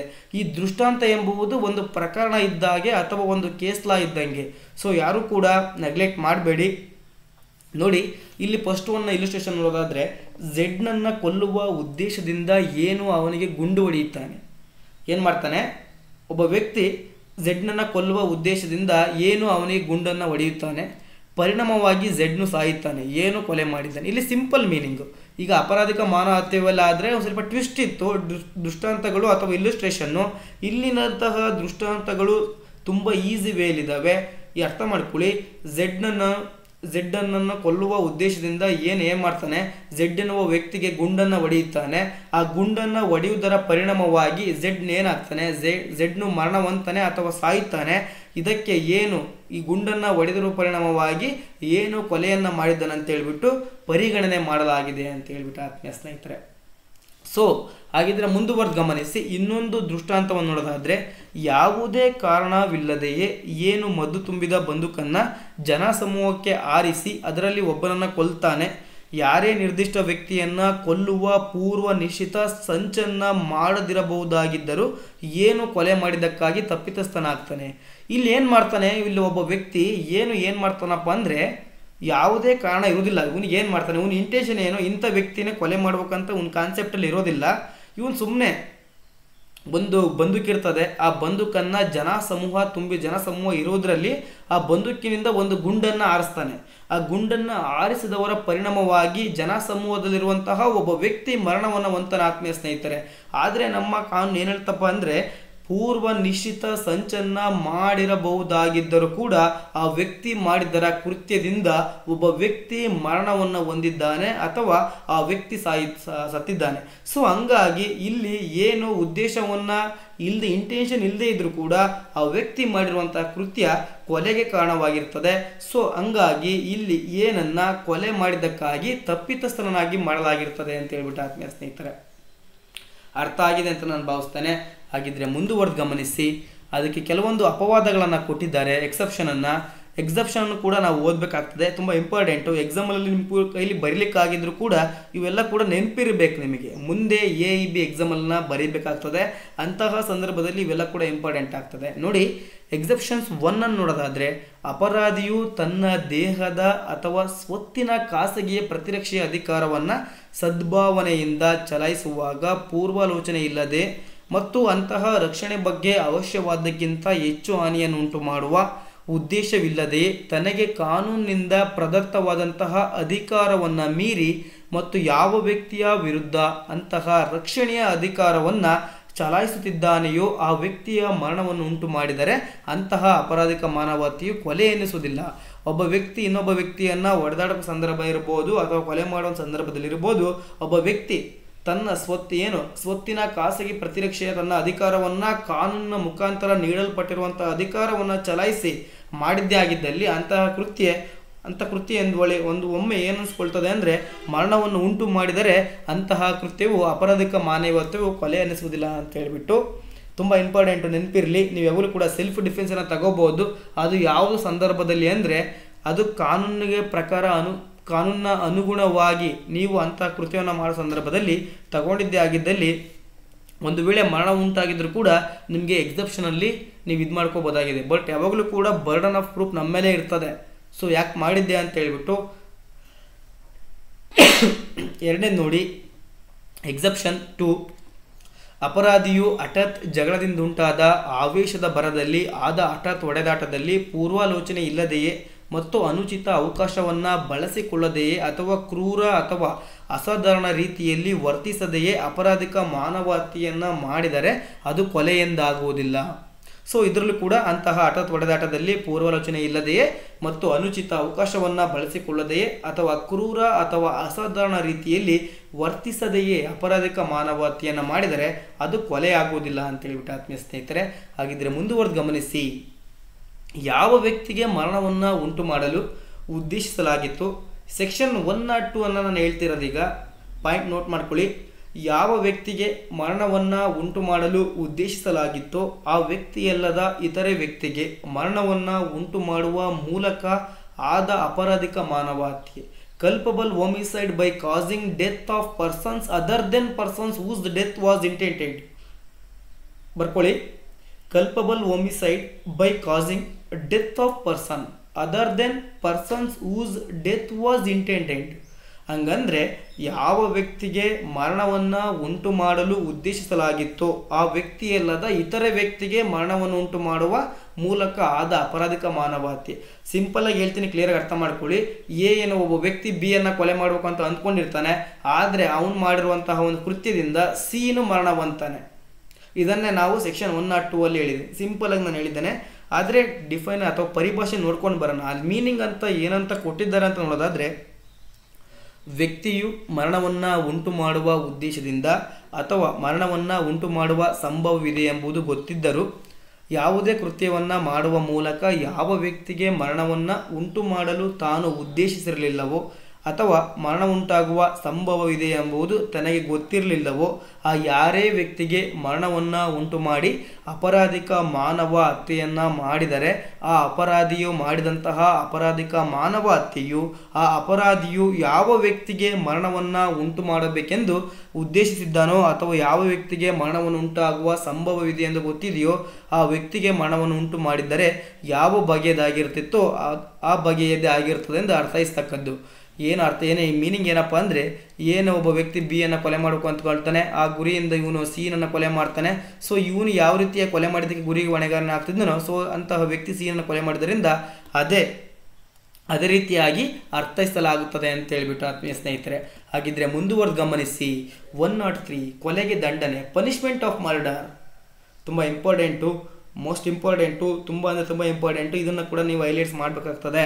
ಕೊಲೆಗೆ ದಂಡನೆ, ಪನಿಷ್ಮೆಂಟ್ ಆಫ್ ಮರ್ಡರ್. ಯಾರೇ ವ್ಯಕ್ತಿಯು ಕೊಲೆಯನ್ನು ಮಾಡಿದರೆ ಅವನು ಮರಣದಂಡನೆಯಿಂದ ಅಥವಾ ಅಜೀವ ಕಾರಾವಾಸದಿಂದ ದಂಡಿತನಾಗತಕ್ಕದ್ದು ಮತ್ತು ಜುಲ್ಮನೆಗೂ ಸಹ ಗುರಿಯಾಗತಕ್ಕದ್ದು. ಏನು ಹೇಳಿ, ಕೊಲೆಯನ್ನು ಮಾಡಿದಂತಹ ವ್ಯಕ್ತಿಗೆ ಏನನ್ನ ಶಿಕ್ಷೆ ಇದೆ ಅಂದರೆ, ಯಾರೇ ವ್ಯಕ್ತಿಯು ಕೊಲೆಯನ್ನು ಮಾಡಿದರೆ ಅವನ ಮರಣದಂಡನೆ ಗಲ್ಲು ಶಿಕ್ಷೆಯಿಂದ ಅಥವಾ ಅಜೀವ ಕಾರಾವಾಸದಿಂದ ಸಾಯವರೆಗೂ ಕಾರಾವಾಸ ಶಿಕ್ಷೆಯಿಂದ ದಂಡಿತನಾಗತಕ್ಕದ್ದು ಮತ್ತು ಅದರ ಜೊತೆಗೆ ಜುಲ್ಮನೆ ಮೀನ್ಸ್ ದಂಡ ಅಂತ ಹೇಳ್ಬಿಟ್ಟು ಆತ್ಮೀಯ ಸ್ನೇಹಿತರೆ ಕನ್ನಡದಲ್ಲಿ ಬರೆಯುತ್ತಿರುವಂತಹ ವಿದ್ಯಾರ್ಥಿಗಳು ಬರ್ಕೊಳ್ಳಿ ಮೀನಿಂಗನ್ನು. ಜುಲ್ಮನೆ ಅಂದರೆ ನಾವು ದಂಡ ಅಂತ ಕರಿತೀವಿ, ದಂಡಿತನಾಗತಕ್ಕದ್ದು ಮತ್ತು ಅದರ ಜೊತೆಗೆ ದಂಡವನ್ನು ಕಟ್ಟುವುದರ ಮುಖಾಂತರ ಸಹ ಗುರಿಯಾಗತಕ್ಕದ್ದು ಅಂತ ಹೇಳ್ಬಿಟ್ಟು ಆತ್ಮೀಯ ಸ್ನೇಹಿತರೆ. ಹಾಗಿದ್ರೆ ಎರಡನೇದನ್ನು ಗಮನಿಸಿ. ಸಂಘಟನೆಯಾಗಿ ಗುಂಪುಗೂಡಿ ಕಾರ್ಯನಿರ್ವಹಿಸುವಂತಹ 5 ಅಥವಾ 5ಕ್ಕಿಂತ ಹೆಚ್ಚು ವ್ಯಕ್ತಿಗಳ ಗುಂಪು, ಜನಾಂಗ, ಜಾತಿ ಅಥವಾ ಸಮುದಾಯ, ಲಿಂಗ, ಹುಟ್ಟಿದ ಸ್ಥಳ, ಭಾಷೆ, ವೈಯಕ್ತಿಕ ನಂಬಿಕೆ ಅಥವಾ ಯಾವುದೇ ಇತರೆ ರೀತಿಯ ಆಧಾರದ ಮೇಲೆ ಕೊಲೆ ಮಾಡಿದರೆ ಅಂತಹ ಗುಂಪಿನ ಪ್ರತಿಯೊಬ್ಬ ಸದಸ್ಯನು ಮರಣದಂಡನೆಯಿಂದ ಅಥವಾ ಅಜೀವ ಕಾರಾವಾಸದಿಂದ ದಂಡಿತನಾಗತಕ್ಕದ್ದು ಮತ್ತು ಜುಲ್ಮನೆಗೂ ಸಹ ಗುರಿಯಾಗತಕ್ಕದ್ದು. ಗುಂಪುಗಳಲ್ಲಿ ಅಥವಾ ಜಾತಿ ಜನಾಂಗದ ಆಧಾರದ ಮೇಲೆ ಕೊಲೆ ಮಾಡಿದ್ದಾಗಿದ್ದಲ್ಲಿ ಅಂತಹ ವ್ಯಕ್ತಿಗಳು ಕೂಡ ಮರಣದಂಡನೆಯಿಂದ ಅಥವಾ ಅಜೀವ ಕಾರಾವಾಸದಿಂದ ದಂಡಿತನಾಗತಕ್ಕದ್ದು. ಪ್ರತಿಯೊಬ್ಬ ವ್ಯಕ್ತಿಯು ಕೂಡ ಗುಂಪಿನಲ್ಲಿರುವಂಥ ವ್ಯಕ್ತಿಗಳು. ಹಾಗಿದ್ರೆ ಮುಂದುವರೆದು ಗಮನಿಸಿ. ಅಜೀವ ಕಾರಾವಾಸಕ್ಕೆ ಗುರಿಯಾದವನು ಮಾಡಿದ ಕೊಲೆಗೆ ದಂಡನೆ, punishment murder by life convict. ಅಜೀವ ಕಾರಾವಾಸದಿಂದ ಸೆಕ್ಷನ್ಸ್ 104 ಏನನ್ನ ತಿಳಿಸ್ಕೊಡ್ತದೆ ಅಂದರೆ, ಅಜೀವ ಕಾರಾವಾಸಕ್ಕೆ ಗುರಿಯಾದವನು ಮಾಡಿದಂತಹ ಕೊಲೆಗೆ ದಂಡನೆ ಬಗ್ಗೆ ನೋಡ್ತಾ ಇದ್ದೀವಿ. ಅಜೀವ ಕಾರಾವಾಸದ ದಂಡನೆಗೆ ಗುರಿಯಾಗಿರುವಂತಹ ವ್ಯಕ್ತಿಯು ಕೊಲೆ ಮಾಡಿದರೆ ಅವನ ಮರಣದಂಡನೆಯಿಂದ ಅಥವಾ ಅಜೀವ ಕಾರಾವಾಸದಿಂದ, ಅಂದರೆ ಆ ವ್ಯಕ್ತಿಯು ಸ್ವಾಭಾವಿಕವಾಗಿ ಜೀವಿಸುವ ಉಳಿದ ಜೀವಿತದ ಅವಧಿಯವರೊಳಗೆ ಕಾರಾವಾಸದಿಂದ ದಂಡಿತನಾಗತಕ್ಕದ್ದು.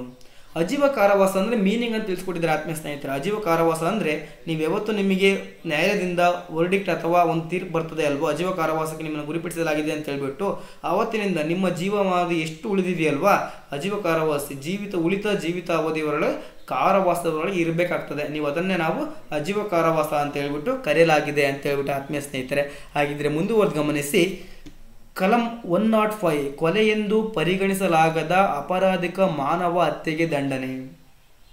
ಸೆಕ್ಷನ್ 105 ಕೊಲೆಯೆಂದು ಪರಿಗಣಿಸಲಾಗದಂತಹ ಅಪರಾಧಿಕ ಮಾನವ ಹತ್ಯೆಗೆ ದಂಡನೆ ನೋಡೋದಾದರೆ, punishment for culpable homicide not amounting to murder. ಡೈರೆಕ್ಟಾಗಿ ಇಷ್ಟನ್ನೇ ಮಾತ್ರ ಕೇಳುವ ಚಾನ್ಸಸ್ ತುಂಬ ಇರ್ತದೆ. ಇದೇ ಸೆಕ್ಷನ್ ಮೇಲೆ ಕೇಳ್ತಾನೆ, punishment for culpable homicide not amounting to murder ಅಂತ ಹೇಳ್ಬಿಟ್ಟು ಅವಾಗ ಇದನ್ನು ನೀವು ಬರೀಬೇಕಾಗ್ತದೆ, ಎಕ್ಸ್ಪ್ಲೇನ್ ಮಾಡಬೇಕಾಗ್ತದೆ. ತುಂಬ ಇಂಪಾರ್ಟೆಂಟು. ಅಪರಾಧಿಕ ಮಾನವ ಹತ್ಯೆಯನ್ನು ಮಾಡುವಂತಹ ಯಾರೇ ವ್ಯಕ್ತಿಯು ಅಜೀವ ಕಾರಾವಾಸದಿಂದ ಅಥವಾ 5 ವರ್ಷಗಳಿಗೆ ಕಡಿಮೆ ಇಲ್ಲದ ಆದರೆ 10 ವರ್ಷಗಳವರೆಗೂ ವಿಸ್ತರಿಸಬಹುದಾದ ಅವಧಿಯ 2 ಬಗೆಯ ಕಾರಾವಾಸದಿಂದ ದಂಡಿತನಾಗತಕ್ಕದ್ದು. ಏನನ್ನ ಹೇಳ್ತಿದ್ದಾರೆ ಅಂದರೆ, ಅಪರಾಧಿಕ ಮಾನವ ಹತ್ಯೆಯನ್ನು ಮಾಡುವಂತಹ ಯಾರೇ ವ್ಯಕ್ತಿಯು ಅಜೀವ ಕಾರಾವಾಸದಿಂದ ಅಥವಾ 5 ವರ್ಷಗಳಿಗೂ ಕಡಿಮೆ ಇಲ್ಲದ ಆದರೆ ಅದನ್ನು ಎಲ್ಲಿವರೆಗೂ ಎಕ್ಸ್ಟೆಂಡ್ ಮಾಡ್ಬೋದು ಅಂದರೆ 10 ವರ್ಷಗಳವರೆಗೂ ವಿಸ್ತರಿಸಬಹುದಾದ ಅವಧಿಯ 2 ಬಗೆಯ ಕಾರಾವಾಸದಿಂದ ದಂಡಿತನಾಗತಕ್ಕದ್ದು ಮತ್ತು ಯಾವ ಕೃತ್ಯದಿಂದ ಮರಣ ಉಂಟಾಯಿತೋ ಆ ಕೃತ್ಯವನ್ನು ಕೃತ್ಯವನ್ನು ಅವನು ಮರಣವನ್ನುಂಟು ಮಾಡುವ ಉದ್ದೇಶದಿಂದ ಅಥವಾ ಮರಣವನ್ನುಂಟು ಮಾಡುವ ಸಂಭವವಿರುವ ದೈಹಿಕ ಹಾನಿಯನ್ನುಂಟು ಮಾಡುವ ಉದ್ದೇಶದಿಂದ ಮಾಡಿದ್ದರೆ ಜುಲ್ಮನೆಗೂ ಸಹ ಗುರಿಯಾಗತಕ್ಕದ್ದು, ಅಥವಾ ಆ ಕೃತ್ಯವನ್ನು ಅದರಿಂದ ಮರಣ ಉಂಟಾಗುವ ಸಂಭವವಿದೆ ಎಂಬುದು ಗೊತ್ತಿದ್ದರೂ ಆದರೆ ಮರಣವನ್ನುಂಟು ಮಾಡುವ ಅಥವಾ ಮರಣವನ್ನುಂಟು ಮಾಡುವಂತಹ ದೈಹಿಕ ಹಾನಿಯನ್ನುಂಟು ಮಾಡುವ ಉದ್ದೇಶವಿಲ್ಲದೆಯೇ ಮಾಡಿದರೆ 10 ವರ್ಷಗಳವರೆಗೂ ವಿಸ್ತರಿಸಬಹುದಾದ ಅವಧಿಯ 2 ಬಗೆಯ ಕಾರಾವಾಸದಿಂದ ಅಥವಾ ಜುಲ್ಮನೆಯಿಂದ ದಂಡಿತನಾಗತಕ್ಕದ್ದು ಅಂತ ಹೇಳ್ಬಿಟ್ಟು ಆತ್ಮೀಯ ಸ್ನೇಹಿತರೆ. ಹಾಗಿದ್ರೆ ನೋಡಿ, ಸೆಕ್ಷನ್ 106 ನಿರ್ಲಕ್ಷ್ಯದಿಂದ ಮರಣವನ್ನು ಉಂಟು ಮಾಡುವುದು, ಕಾಸಿಂಗ್ ಡೆತ್ ಬೈ ನೆಗ್ಲಿಜೆನ್ಸಿ. ನಾವು ಇವನ್ನ ಎಲ್ಲೆಲ್ಲಿ ಆಗ್ತೀವಿ? ಬೈಕನ್ನು ರೈಡ್ ಮಾಡಬೇಕಾದ್ರೆ ಮುಂಚೆ ಸೆಕ್ಷನ್ 304A ನೆಗ್ಲಿಜೆನ್ಸಿಯಿಂದ ಮಾಡಿದ್ದಾಗಿದ್ದರೆ, ಅಥವಾ ಡಾಕ್ಟರ್ಗಳು ಮಿಸ್ಯೂಸ್ ಮಾಡಿದಾಗ ಅವರೇನೋ ಮಾಡೋಕ್ಕಾಗಿ ಒಬ್ಬ ವ್ಯಕ್ತಿ ಡೆತ್ತನ್ನು ಮಾಡಿದರೆ ಅವರ ನಿರ್ಲಕ್ಷ್ಯತೆಯಿಂದ ಅಂಥ ಸಂದರ್ಭದಲ್ಲಿ ಈ ಸೆಕ್ಷನನ್ನು ಉಪಯೋಗಿಸಲಾಗ್ತದೆ. ನೆನಪಿರಲಿ, ಸೆಕ್ಷನ್ 106 BNS, IPCಯಲ್ಲಿ section 304A causing death by negligency ಅಂತ ಹೇಳ್ಬಿಟ್ಟು ಆತ್ಮೀಯ ಸ್ನೇಹಿತರೆ, ಯಾರೇ ವ್ಯಕ್ತಿಯು ಅಪರಾಧಿಕ ಮಾನವ ಹತ್ಯೆ ಎಂದು ಪರಿಗಣಿಸಲಾಗದಂತಹ ಯಾವುದೇ ದುಡುಕಿನ ಅಥವಾ ನಿರ್ಲಕ್ಷ್ಯದ ಕೃತ್ಯವನ್ನು ಮಾಡಿ ಯಾರೇ ವ್ಯಕ್ತಿಗೆ ಮರಣವನ್ನು ಉಂಟು ಮಾಡಿದರೆ ಆ ವ್ಯಕ್ತಿಯು 5 ವರ್ಷಗಳವರೆಗೆ ವಿಸ್ತರಿಸಬಹುದಾದ ಅವಧಿಯ 2 ಬಗೆಯ ಕಾರಾವಾಸದಿಂದ ದಂಡಿತನಾಗತಕ್ಕದ್ದು ಮತ್ತು ಜುಲ್ಮನೆಗೂ ಸಹ ಗುರಿಯಾಗತಕ್ಕದ್ದು, ಮತ್ತು ವೈದ್ಯಕೀಯ ಪ್ರಕ್ರಿಯೆಗಳನ್ನು ನಿರ್ವಹಿಸುವಾಗ ನೋಂದಾಯಿತ ವೈದ್ಯಕೀಯ ವೃತ್ತಿನಿರತನು ಅಂತಹ ಕೃತ್ಯವನ್ನು ಮಾಡಿದರೆ ಅವನು 2 ವರ್ಷಗಳವರೆಗೂ ವಿಸ್ತರಿಸಬಹುದಾದ ಅವಧಿಯ 2 ಬಗೆಯ ಕಾರಾವಾಸದಿಂದ ದಂಡಿತನಾಗತಕ್ಕದ್ದು ಮತ್ತು ಜುಲ್ಮನೆಗೂ ಸಹ ಗುರಿಯಾಗತಕ್ಕದ್ದು ಅಂತ ಹೇಳಿಬಿಟ್ಟು ತುಂಬ ಸಿಂಪಲ್ ಆಗಿದೆ, ಅರ್ಥ ಆಗಿದೆ ಅಂತ ನಾನು ಭಾವಿಸ್ತೇನೆ. ಈ ಸೆಕ್ಷನ್ಸ್ಗಳು FIR ಕಾಪಿಯಲ್ಲಿ ಪದೇ ರಿಪೀಟೆಡ್ ಆಗ್ತಾ ಇರ್ತವೆ.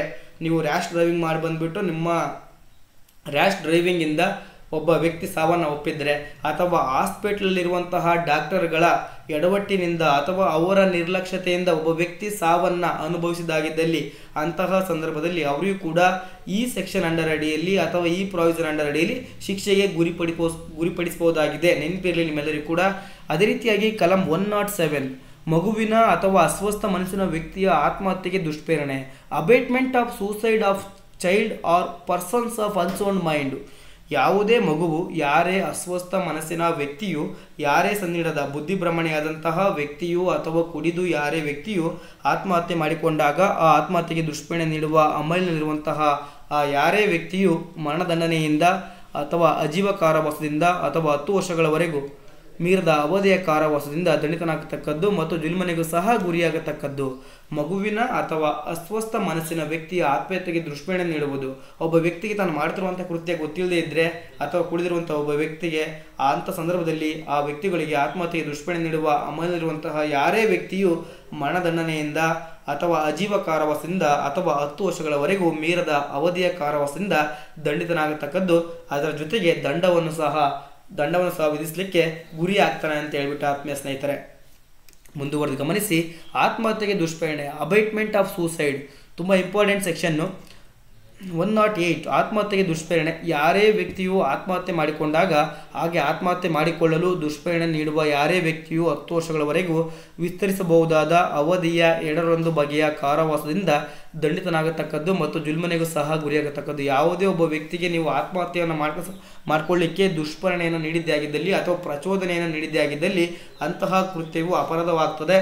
ಅಂತಹ ವ್ಯಕ್ತಿ ಯಾರೇ ವ್ಯಕ್ತಿ ಮಾಡಿದ್ದೇ ಆಗಿದ್ದಲ್ಲಿ ಅಂತಹ ಕೃತ್ಯವನ್ನು ಅಥವಾ ಅಂತಹ ದುಷ್ಪ್ರೇರಣೆಯನ್ನು ಆತ್ಮಹತ್ಯೆ ಸಂಬಂಧಪಟ್ಟಂತೆ ಅಂತಹ ವ್ಯಕ್ತಿಗೆ 10 ವರ್ಷಗಳವರೆಗೂ ವಿಸ್ತರಿಸಬಹುದಾದ ಅವಧಿಯ 2 ಬಗೆಯ ಕಾರಾವಾಸದಿಂದ ದಂಡಿತನಾಗತಕ್ಕದ್ದು ಮತ್ತು ಜುಲ್ಮನೆಗೂ ಸಹ ಗುರಿಯಾಗತಕ್ಕದ್ದು ಅಂತ ಹೇಳ್ಬಿಟ್ಟು ಆತ್ಮೀಯ ಸ್ನೇಹಿತರೆ.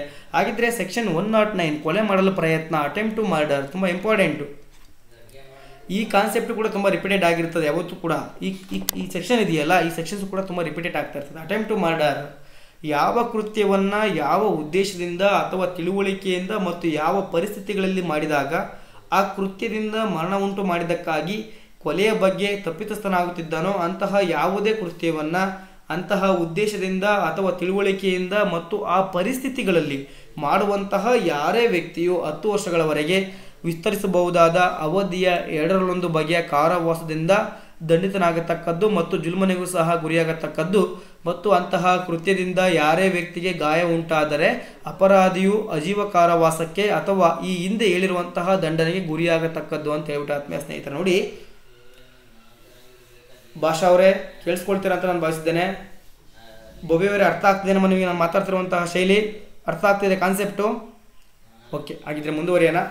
ಯಾವ ಕೃತ್ಯವನ್ನು ಯಾವ ಉದ್ದೇಶದಿಂದ ಅಥವಾ ತಿಳುವಳಿಕೆಯಿಂದ ಮತ್ತು ಯಾವ ಪರಿಸ್ಥಿತಿಗಳಲ್ಲಿ ಮಾಡಿದಾಗ ಆ ಕೃತ್ಯದಿಂದ ಮರಣ ಉಂಟು ಮಾಡಿದ್ದಕ್ಕಾಗಿ ಕೊಲೆ ಬಗ್ಗೆ ತಪ್ಪಿತಸ್ಥನಾಗುತ್ತಿದ್ದಾನೋ ಅಂತಹ ಯಾವುದೇ ಕೃತ್ಯವನ್ನು ಅಂತಹ ಉದ್ದೇಶದಿಂದ ಅಥವಾ ತಿಳುವಳಿಕೆಯಿಂದ ಮತ್ತು ಆ ಪರಿಸ್ಥಿತಿಗಳಲ್ಲಿ ಮಾಡುವಂತಹ ಯಾರೇ ವ್ಯಕ್ತಿಯು 10 ವರ್ಷಗಳವರೆಗೂ ವಿಸ್ತರಿಸಬಹುದಾದ ಅವಧಿಯ 2 ಬಗೆಯ ಕಾರಾವಾಸದಿಂದ ದಂಡಿತನಾಗತಕ್ಕದ್ದು ಮತ್ತು ಜುಲ್ಮನೆಗೂ ಸಹ ಗುರಿಯಾಗತಕ್ಕದ್ದು ಮತ್ತು ಅಂತಹ ಕೃತ್ಯದಿಂದ ಯಾರೇ ವ್ಯಕ್ತಿಗೆ ಗಾಯ ಉಂಟಾದರೆ ಅಪರಾಧಿಯು ಅಂತಹ ಕೃತ್ಯಕ್ಕೆ ಆಜೀವ ಕಾರಾವಾಸಕ್ಕೆ ಅಥವಾ ಈ ಹಿಂದೆ ಹೇಳಿರುವಂತಹ ದಂಡನೆಗೆ ಗುರಿಯಾಗತಕ್ಕದ್ದು ಅಂತ ಹೇಳ್ಬಿಟ್ಟು ಆತ್ಮೀಯ ಸ್ನೇಹಿತರೆ ನೋಡಿ, ಆಜೀವ ಕಾರಾವಾಸ ದಂಡನೆಗೆ ಗುರಿಯಾಗಿರುವ 1ನೇ ಉಪಪ್ರಕರಣದ ಮೇರೆಗಿನ ಅಪರಾಧವನ್ನು ಮಾಡುವ ಯಾರೇ ವ್ಯಕ್ತಿಯು ಗಾಯವನ್ನುಂಟು ಮಾಡಿದರೆ ಆ ವ್ಯಕ್ತಿಯ ಮರಣದಂಡನೆಯಿಂದ ಅಥವಾ ಆಜೀವ ಕಾರಾವಾಸದಿಂದ, ಅಂದರೆ ಆ ವ್ಯಕ್ತಿಯು ಸ್ವಾಭಾವಿಕವಾಗಿ ಜೀವಿಸುವ ಉಳಿದ ಜೀವಿತದ ಅವಧಿವರೆಗಿನ ಕಾರಾವಾಸದಿಂದ ದಂಡಿತನಾಗತಕ್ಕದ್ದು ಅಂತ ಹೇಳ್ಬಿಟ್ಟು ಆತ್ಮೀಯ ಸ್ನೇಹಿತರೆ.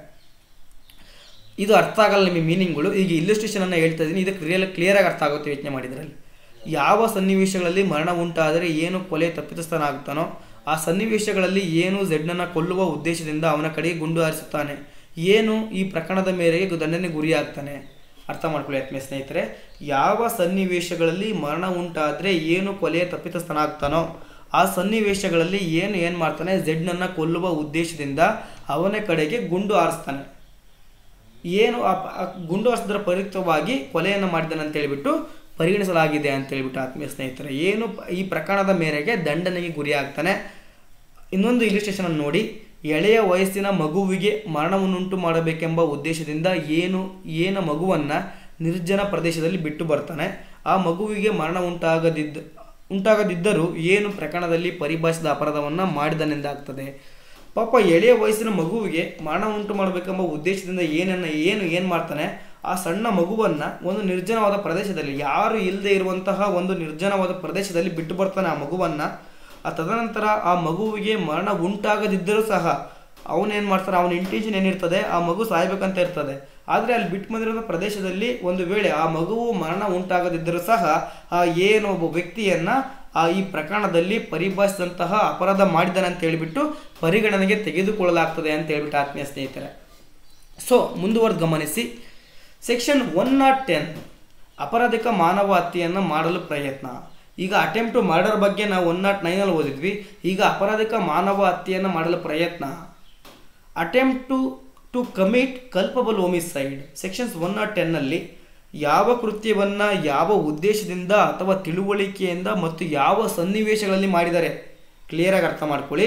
ಯಾವ ಒಂದು ಕೃತ್ಯವನ್ನು ಯಾವ ಉದ್ದೇಶದಿಂದ, ತಿಳುವಳಿಕೆ ಅಥವಾ ಇಂಟೆನ್ಷನಿಂದ ಅಥವಾ ತಿಳುವಳಿಕೆಯಿಂದ ಮತ್ತು ಯಾವ ಸನ್ನಿವೇಶಗಳಲ್ಲಿ ಮಾಡಿದರೆ ಆ ಕೃತ್ಯದಿಂದ ಮರಣವನ್ನು ಉಂಟು ಮಾಡಿದ್ದಕ್ಕಾಗಿ ಕೊಲೆಯೆಂದು ಪರಿಗಣಿತನಾಗುವ ಅಪರಾಧಿಕ ಮಾನವ ಹತ್ಯೆ ಮಾಡಿದ ಬಗ್ಗೆ ತಪ್ಪಿತಸ್ಥನಾಗುತ್ತಿದ್ದನೋ ಆ ಯಾವುದೇ ಕೃತ್ಯವನ್ನು ಅಂತಹ ಉದ್ದೇಶದಿಂದ ಅಥವಾ ತಿಳುವಳಿಕೆಯಿಂದ ಮತ್ತು ಅಂತಹ ಸನ್ನಿವೇಶಗಳಲ್ಲಿ ಮಾಡುವ ಯಾರೇ ವ್ಯಕ್ತಿಯು 3 ವರ್ಷಗಳವರೆಗೆ ವಿಸ್ತರಿಸಬಹುದಾದ ಅವಧಿಯ 2 ಬಗೆಯ ಕಾರಾವಾಸದಿಂದ ಅಥವಾ ಜುಲ್ಮನೆಯಿಂದ ಅಥವಾ ಅವೆರಡರಿಂದಲೂ ಕೂಡ ದಂಡಿತನಾಗತಕ್ಕದ್ದು ಮತ್ತು ಅಂತಹ ಕೃತ್ಯದಿಂದ ಯಾರೇ ವ್ಯಕ್ತಿಗೆ ಗಾಯ ಉಂಟಾದರೆ ಅಂತಹ ವ್ಯಕ್ತಿಗೆ 7 ವರ್ಷಗಳವರೆಗೆ ವಿಸ್ತರಿಸಬಹುದಾದ ಅವಧಿಯ 2 ಬಗೆಯ ಕಾರಾವಾಸಕರಾಗ್ಬೋದು ಅಥವಾ 7 ವರ್ಷಗಳವರೆಗೂ ಅವನಿಗೆ ಶಿಕ್ಷೆಯನ್ನು ವಿಧಿಸ್ಬೋದು ಆತ್ಮೀಯ ಸ್ನೇಹಿತರೆ.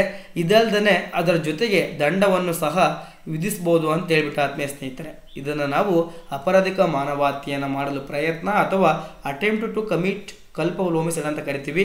ಸೊ ಅದಕ್ಕೊಂದು ಇಲ್ಲಸ್ಟ್ರೇಷನ್ ಅನ್ನು ನೋಡೋಣ. ಈಗ ಈ ದೃಷ್ಟಾಂತವನ್ನು ನೋಡಿದರೆ ನಮಗೆ ಅರ್ಥ ಆಗ್ತದೆ. ಈ ಪರಿಭಾಷೆಗಳು ಸ್ವಲ್ಪ ಕಷ್ಟ ನೋಡಿ.